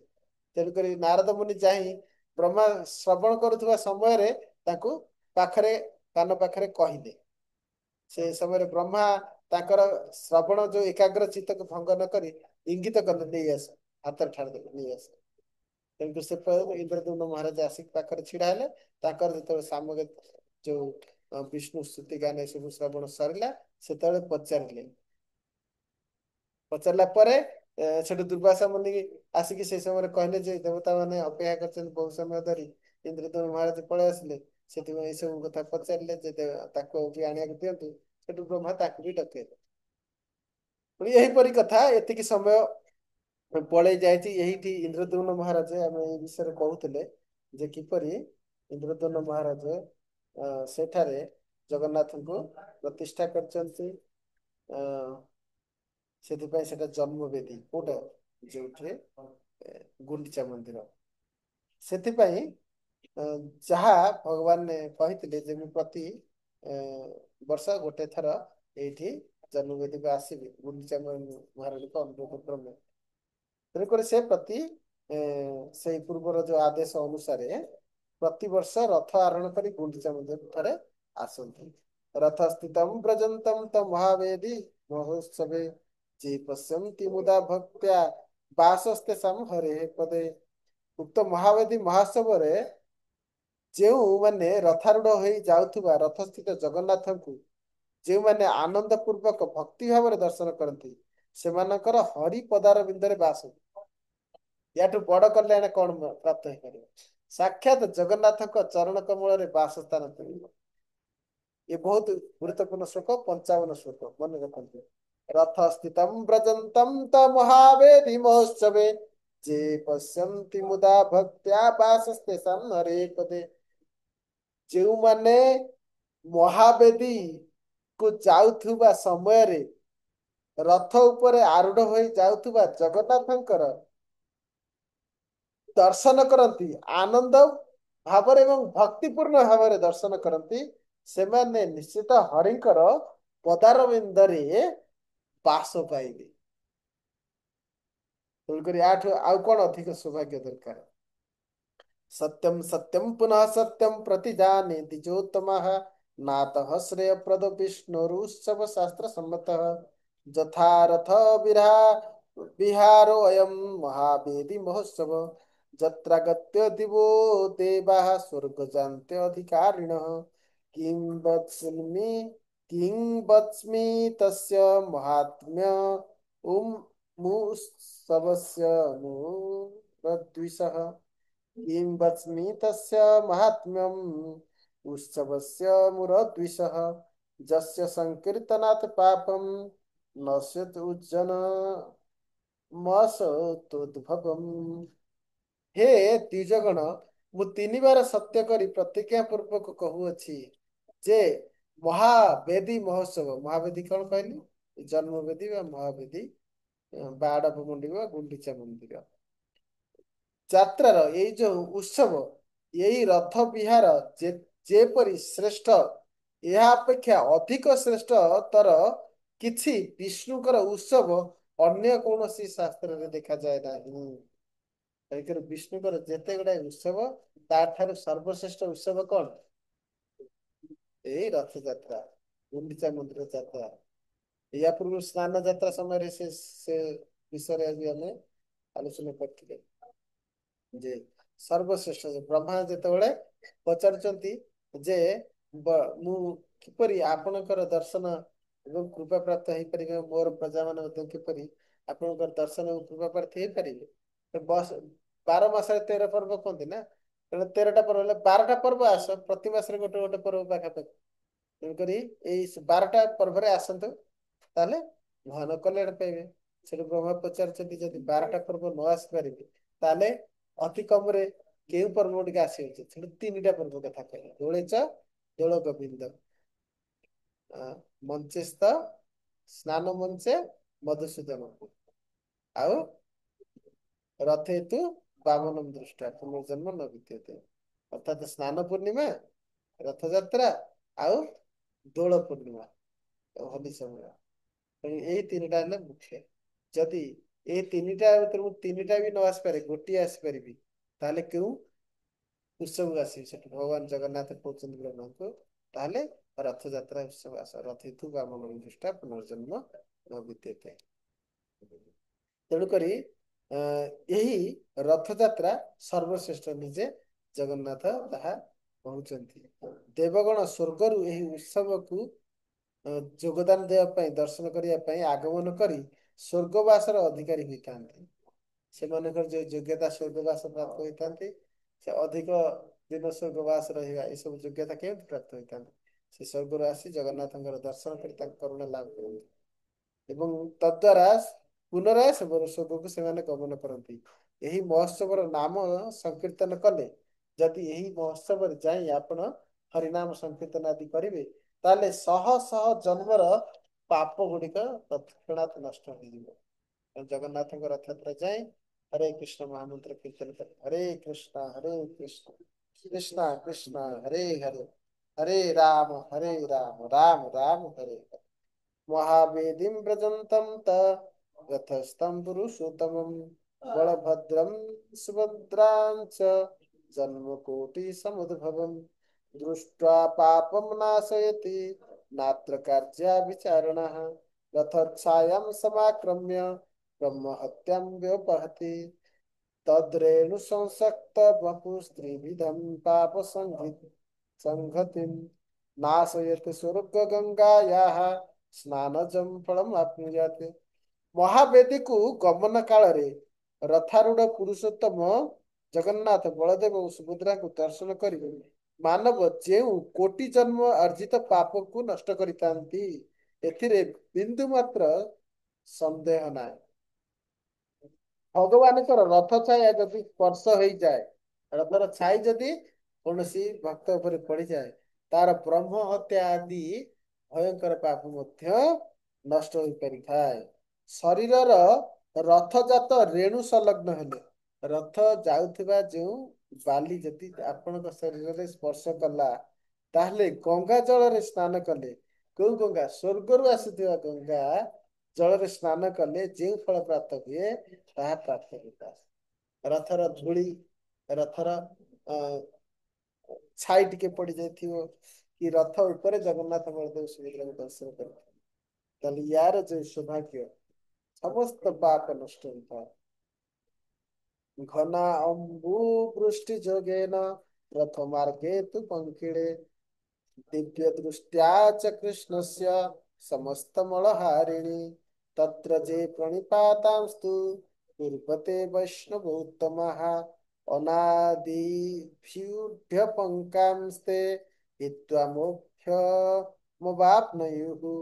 ରଥ ମାର୍ଗରେ ବହୁଳ ପୃଷ୍ଟିପାତରେ ପଙ୍କିଳ ହୋଇଥିଲେ ମଧ୍ୟ ଭଗବାନଙ୍କର ଦିବ୍ୟ ଦୃଷ୍ଟିପାତ ଯେ ନିଖିଳ ଅନ୍ତର୍ମଳ ଉପହାରୀ, ଏଥିରେ କୌଣସି ସନ୍ଦେହ ନାହିଁ।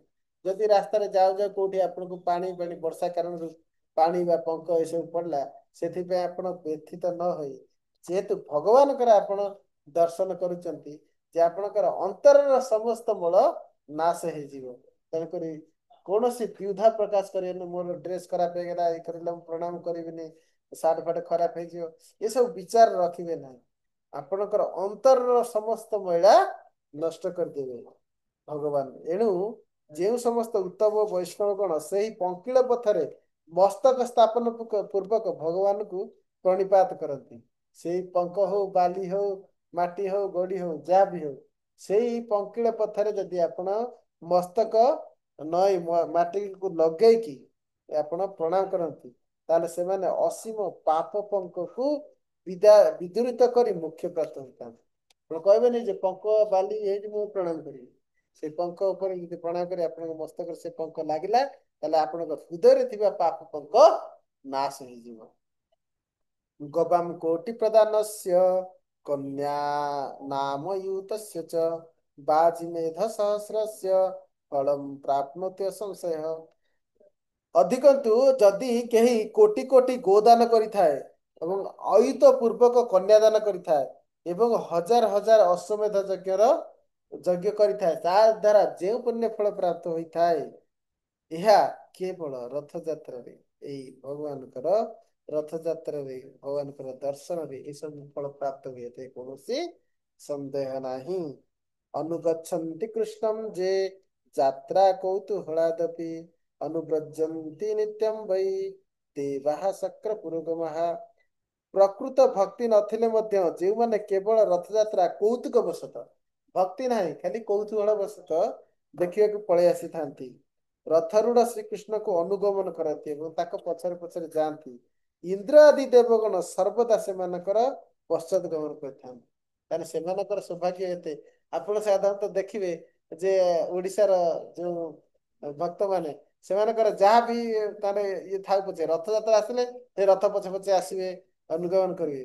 ସେମାନଙ୍କର ସୌଭାଗ୍ୟ ଏତେ ଯେ ଇନ୍ଦ୍ର ଭଳି ଦେବତା ସେମାନଙ୍କର ପଶ୍ଚାଧାବନ କରିବେ। ତାହେଲେ ସେମାନଙ୍କର ସୌଭାଗ୍ୟ କେତେ ଦେଖନ୍ତୁ। ହୁଏତ ସେମାନଙ୍କର ଭକ୍ତି ଭାବନା ଏତେ ନଥାଇପାରେ, କିନ୍ତୁ କୌତୁହଳ ବଶତଃ ଆସୁଛନ୍ତି। ଏ ଶ୍ଲୋକ ବହୁତ ଇମ୍ପୋର୍ଟାଣ୍ଟ, ମନେ ରଖନ୍ତୁ। ମୁଁ ଆଉଥରେ କହୁଛି, ଅନୁଗଚ୍ଛନ୍ତି କୃଷ୍ଣಂ ଯେ ଯାତ୍ରା କୌତୁହଳାଦପି, କୌତୁହଳ ସଦା ପଛରେ ଅନୁଗମନ କରନ୍ତି, ଅନୁବ୍ରଜନ୍ତି ନିତ୍ୟಂ ବହି ଦେବାଃ ଶକ୍ର ପୁରୋଗମାଃ। ଦେବତା ମାନେ ତାଙ୍କ ପଛରେ ଅନୁଗମନ କରନ୍ତି, ଅର୍ଥାତ୍ ତାର ସୌଭାଗ୍ୟ ଏତେ ପ୍ରବଳ। ପଶ୍ୟନ୍ତି ଯେ ରଥେ ଯାନ୍ତଂ ଦାରୁ ବ୍ରହ୍ମ ସନାତନମ୍ ପଦେ ପଦେ ଅଶ୍ୱମେଧସ୍ୟ ଫଳଂ ତେଷା ପ୍ରକୀର୍ତ୍ତିତମ୍। ଯେଉଁ ସମସ୍ତ ବ୍ୟକ୍ତି ଦାରୁମୟ ସନାତନ ବ୍ରହ୍ମକୁ ରଥଯାତ୍ରା କରିବା ସମୟରେ ଦର୍ଶନ କରନ୍ତି, ସେମାନଙ୍କର ପ୍ରତି ପଦରେ ଅଶ୍ୱମେଧ ଯଜ୍ଞର ଫଳ ପ୍ରାପ୍ତ।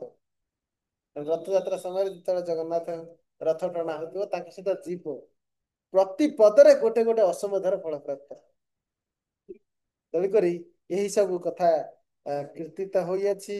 ବେଦ ହି ସ୍ତୁବନ୍ତି ବେଦନମ୍ ବକ୍ତାର ମୁଖ୍ୟଦାୟିନମ୍ ଇତିହାସ ପୁରାଣ ଆଦ୍ୟ ହି स्तोत्रैर्वापि स्वयं कृतैः स्तुवन्ति पुण्डरीकाख्यं जे वहि विगत कल्मषाः वैष्णवं जोगमास्ताय मुदन्ते नारदादिभिः। ଏହି ସମୟରେ ଯେଉଁ ଦେବାଦେବୀ ବ୍ରାହ୍ମଣ ବୃନ୍ଦ ବୈଦିକ ସ୍ତୋତ୍ର ଦ୍ୱାରା ମୁଖ୍ୟ ତଥା ଭଗବାନଙ୍କର ସ୍ତୁତିବାଦ କରିଥାନ୍ତି ଏବଂ ଯେଉଁ ସମସ୍ତ ବ୍ୟକ୍ତି ଇତିହାସ ପୁରାଣ ବର୍ଣ୍ଣିତ କିମ୍ବା ସ୍ୱରଚିତ ସ୍ତୋତ୍ର ନିଜ ନିଜ ସ୍ତୋତ୍ର ରଚନା କରିଥିଲେ ମଧ୍ୟ ଭଗବାନ ପୁଣ୍ଡରୀକାକ୍ଷକୁ ସ୍ତବ କରିଥାନ୍ତି, ଯାହାର ଯାହା କବି ଗୁଣ ଅଛି ସେଇ ସମୟରେ ତାର କବିତ୍ୱ ଯାହା ମନରୁ ଆସିଲା ଭଗବାନଙ୍କର ଯଶଗାନ କରିବା ପାଇଁ ଗାନ କରିପାରିବେ ଏବଂ ସେମାନେ ଏହିପରି ଭାବରେ ଭଗବାନଙ୍କର ଯଶଗାନ କରି ସମ୍ପୂର୍ଣ୍ଣ ନିଷ୍ପାପ ହୋଇ ବୈଷ୍ଣବ ଯୋଗ ଯୁକ୍ତ ବୈଷ୍ଣବ ଭଳି ଉନ୍ନତ ବୈଷ୍ଣବର ଭକ୍ତି ଲାଭ କରି ନାରଦ ଆଦି ମହର୍ଷି ମାନଙ୍କ ସହିତ ନିତ୍ୟ ଆନନ୍ଦ ଉପଭୋଗ କରିବେ। ତାହେଲେ ସେଭଳି ବ୍ୟକ୍ତି ମାନଙ୍କୁ ନାରଦ ଭଳି ଋଷି ମାନଙ୍କ ସହିତ ସାଧୁ ସଂଘ ଏବଂ ସାଙ୍ଗରେ ସଙ୍ଗ ପ୍ରାପ୍ତି ହବ, ଉନ୍ନତ ଭକ୍ତି ପ୍ରାପ୍ତ ହବ। ବୁଝିପାରୁଛନ୍ତି? ତେଣୁକରି ଲୟ ତାଳାନଭିଜ୍ଞପି गीतमाधुर्य वर्जितः नर्तनं कुरुते वापि गायते अर्थ नरोत्तमः वैष्णव उत्तम संसर्गान्मुक्तिः प्राप्नोत्य संशयः। ଯେଉଁ ବ୍ୟକ୍ତି ତାଳ ଲୟ ସଙ୍ଗୀତ ମାଧୁର୍ଯ୍ୟ ବିହୀନ ହୋଇ ଯାହାର ସଙ୍ଗୀତ ଭଲ ହୁଏନି, ତାଳ କଣ ଜାଣିନି, ଲୟ କଣ ଜାଣିନି, କିଛି ମାନେ ସୁନ୍ଦର ଅତି ଆକର୍ଷଣୀୟ ଗୀତ ଗାଇ ପାରୁନି, କିନ୍ତୁ ସେ କେବଳ ଜଗନ୍ନାଥଙ୍କ ନିକଟରେ ଏ ମାନେ କଣ ତାଙ୍କର ସ୍ତୁତି ଗାନ କରେ ଅଥବା ନୃତ୍ୟ କରେ, ତାହେଲେ ଗାନ କରୁ ଅଥବା ନୃତ୍ୟ କରୁ, ତାହେଲେ ସେପରି ପୁଣ୍ୟ ଆତ୍ମା ମାନବ ସାଧୁ ବୈଷ୍ଣବଙ୍କ ସଂସର୍ଗରେ ନିଶ୍ଚୟ ମୋକ୍ଷ ପ୍ରାପ୍ତି ହେବ। ତେଣୁ ରଥଯାତ୍ରାରେ ଯେଉଁମାନେ ବି କିଛି ନା କିଛି ଭଜନ କରୁଛନ୍ତି ବା କେହି କେହି ନର୍ତ୍ତନ କରୁଛନ୍ତି, ସେମାନଙ୍କର ସୌଭାଗ୍ୟ ଅନିର୍ବାଚନୀୟ। ସେମାନେ ନାରଦ ଆଦି ଶୁଦ୍ଧ ଭକ୍ତ ମାନଙ୍କର ସଙ୍ଗ ଲାଭ କରି ସେମାନଙ୍କ ସଙ୍ଗରେ ଗଣି ହେବେ, ଶୁଦ୍ଧ ଭକ୍ତି ଯାଚନ କରିବେ। ବୁଝିପାରୁଛନ୍ତି? ତେଣୁକରି ଏ ଯୋଉ ପରମ ସୌଭାଗ୍ୟ, ଏ ସୌଭାଗ୍ୟ କେବେ ଆମେ ହରେଇବା ଉଚିତ ନୁହଁ। नामानि कीर्तयन्नस्य तेन जाति सहैव जः अनुव्रज्यात् तत्फलं वै प्राप्नोत्यत्र न संशय। ଭଗବାନଙ୍କର ନାମ କୀର୍ତ୍ତନ କରି ଭଗବାନଙ୍କର ନାମ କୀର୍ତ୍ତନ କରି କରି ତାହାଙ୍କ ସହିତ ଯିଏ ଗମନ କରେ, ସେହି ଅନୁଗମନ ହେତୁ ପୂର୍ବୋକ୍ତ ଫଳ ପ୍ରାପ୍ତ ହୋଇଥାଏ, ଏଥିରେ ସଂଶୟ ନାହିଁ। ପୂର୍ବରୁ ଯେଉଁ ଯେଉଁ ଫଳ ଆମେ ସବୁ ବର୍ଣ୍ଣନା କରେ, ଯିଏ ଭଗବାନଙ୍କର ଏହିପରି ନାମ କୀର୍ତ୍ତନ କରି କରି ରଥ ସହିତ ଅନୁଗମନ କରିଥାଏ, ତାକୁ ସେ ସମସ୍ତ ପୂର୍ବରୁ ଯେତେ ଫଳ ସବୁ ଆମେ ଆଲୋଚନା କରେ, ସେ ସବୁ ଫଳ ଗୁଡାକ ପ୍ରାପ୍ତ ହବ। ତାହେଲେ ଆପଣ ଯେତେବେଳେ ଜୟ ଜଗନ୍ନାଥ ନହେଲେ ହରେ କୃଷ୍ଣ ମହାମନ୍ତ୍ର ଏସବୁ କହି ରଥ ଟାଣି ଟାଣି ରଥ ସହିତ ଯିବେ, ଟାୟାର୍ଡ ହେଇକି ମଝିରୁ ପଳେଇବେନି, କାରଣ ଗୋଟେ ଗୋଟେ ପଦରେ ଅସମତାର ଫଳ ମିଳୁଛି। ପୁଣି ନାମ କୀର୍ତ୍ତନ କଲେ ନାରଦ ଆଦି ଶୁଦ୍ଧ ଭକ୍ତଙ୍କ ସହିତ ଆପଣ ଭକ୍ତି ଯାଜନ କରିବାର ସୌଭାଗ୍ୟ ପ୍ରାପ୍ତ ହେବେ। ଏଭଳି ସୁଯୋଗ ବହୁ ସୌଭାଗ୍ୟବଶତଃ ଆପଣଙ୍କୁ ପ୍ରାପ୍ତ ହେଇଛି, ତାହା କେବେ ଆପଣ ହରାଇବା ଅନୁଚିତ। ଜଗନ୍ନାଥଙ୍କର ଯିଏ ପ୍ରେମ ରହିଛି, ଭକ୍ତି ରହିଛି, ଜଗନ୍ନାଥ ରଥରେ ଥିବା ପର୍ଯ୍ୟନ୍ତ ସେ କେମିତି ଜଗନ୍ନାଥଙ୍କୁ ଛାଡ଼ିକି ପଳେଇ ଆସିବ? ପଶ୍ଚାତ ଅନୁଗମନ କରିବା ଉଚିତ। ଯେତେ ଯେତେ ବାଟ ରଥ ଯିବେ ସବୁଆଡେ ବୁଲି ବୁଲିକି ଆପଣ ଆସିବେ। ଜୟ जय कृष्ण जय कृष्णेति जो बदेते गुंडीचा मंडपम जानतम कृष्ण भक्ति समन्वितः न मातृगर्भ वासस्य सच दुखम अपाप्नुयात्। ଯେଉଁ ମନୁଷ୍ୟ ଯେଉଁ ମନୁଷ୍ୟ ଭଗବାନଙ୍କର ଗୁଣ୍ଡିଚା ମଣ୍ଡପ ଗମନ କାଳରେ ପରମ ଭକ୍ତି ସହିତ ବାରମ୍ବାର ଜୟ କୃଷ୍ଣ ଜୟ ଜଗନ୍ନାଥ ଜୟ କୃଷ୍ଣ ଏହିପରି କୀର୍ତ୍ତନ କରେ, ତାହାକୁ ଆଉ ଥରେ ଜନନୀ ଗର୍ଭବାସ କ୍ଲେଶ ସହ୍ୟ କରିବାକୁ ପଡିବ ନାହିଁ। ଅର୍ଥାତ ଆଉ ଜନ୍ମ ମୃତ୍ୟୁ ଜରାବାଦରେ ପଡିବାକୁ ହବ ନାହିଁ। ସେ ମୁକ୍ତି ଲାଭ କରିବ, ଭଗବତ ଧାମ ରେ ବାସ କରିବ, ଭଗବାନଙ୍କ ଚରଣ କମଳରେ ବାସ କରିବ, ନାରଦ ଭଳି ଶୁଦ୍ଧ ଭକ୍ତ ମାନଙ୍କ ସହିତ ଶୁଦ୍ଧ ଭକ୍ତି ଯାଜନ କରିବ। चामरैर्व्यजनैर्पुष्पवकैर्नीलचोळकैः रथस्याग्रस्थितो जो वै विजयते पुरुषोत्तमम् स विज्यमानो अप्सरोभिर्गन्धर्वैरूपशोभितः अनुव्रजद्भिस्त्रिदशैर्महेन्द्रासन संस्थितः भुनक्ति भोगान् क्रीडान् जावदा भूत संप्लवम तदन्ते च ब्रह्मलोकम प्राप्य मुक्तिम अवाप्नुयात्।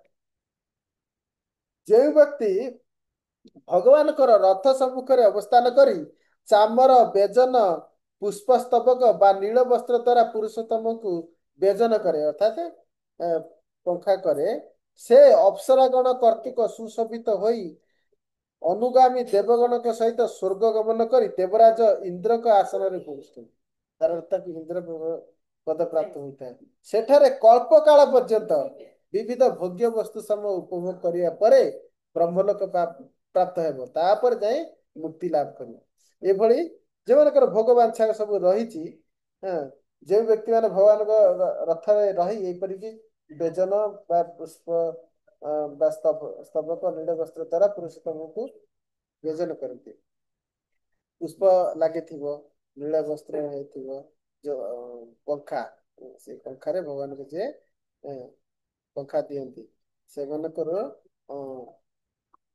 ସାଧାରଣତଃ ଅପ୍ସରା ଗଣ ଏମାନେ ସବୁ ଯଦି କରିଥାନ୍ତି ସେମାନଙ୍କୁ ଦେବ ଲୋକରେ ସ୍ୱର୍ଗ ଗମନ କରି ପ୍ରଥମେ ଇନ୍ଦ୍ର ପ୍ରାପ୍ତ ହେବ ତାପରେ ବ୍ରହ୍ମ ପ୍ରାପ୍ତ ହେବ ବ୍ରହ୍ମଲୋକ ପ୍ରାପ୍ତ ପରେ ମୁକ୍ତି ଲାଭ ହେବ କୃଷ୍ଣସ୍ୟ ପୁରतो ଯେ ବହି ପୁଷ୍ପବୃଷ୍ଟିଂ ପ୍ରକୁର୍ବତେ ते वही मनोगतान सर्वान प्राप्नुवन्ति मनोरथान ଭଗବାନ ଶ୍ରୀକୃଷ୍ଣଙ୍କ ସମ୍ମୁଖରେ ଯେଉଁମାନେ ପୁଷ୍ପବୃଷ୍ଟି କରନ୍ତି ସେମାନେ ସର୍ବ ଅଭୀଷ୍ଟ ପ୍ରାପ୍ତ ହୁଅନ୍ତି। ଆଜି ଏଇଠୁ ଶେଷ କରିବା ଆମେ 76 ଶ୍ଲୋକ ଯାଏ ପଢିଲେ ଆଉ ବାକି ଶ୍ଲୋକ ଆଉ ଗୋଟେ କ୍ଲାସରେ ଅଧ୍ୟୟନ କରିବା। 115 ଶ୍ଲୋକ ଯାଏ ଅଛି। हरे कृष्ण जय जगन्नाथ बलदेव सुभद्रा महारानी की जय रथ यात्रा महामहोत्सव की समवेत समस्त भक्तों की निताय गौर प्रेमानंद।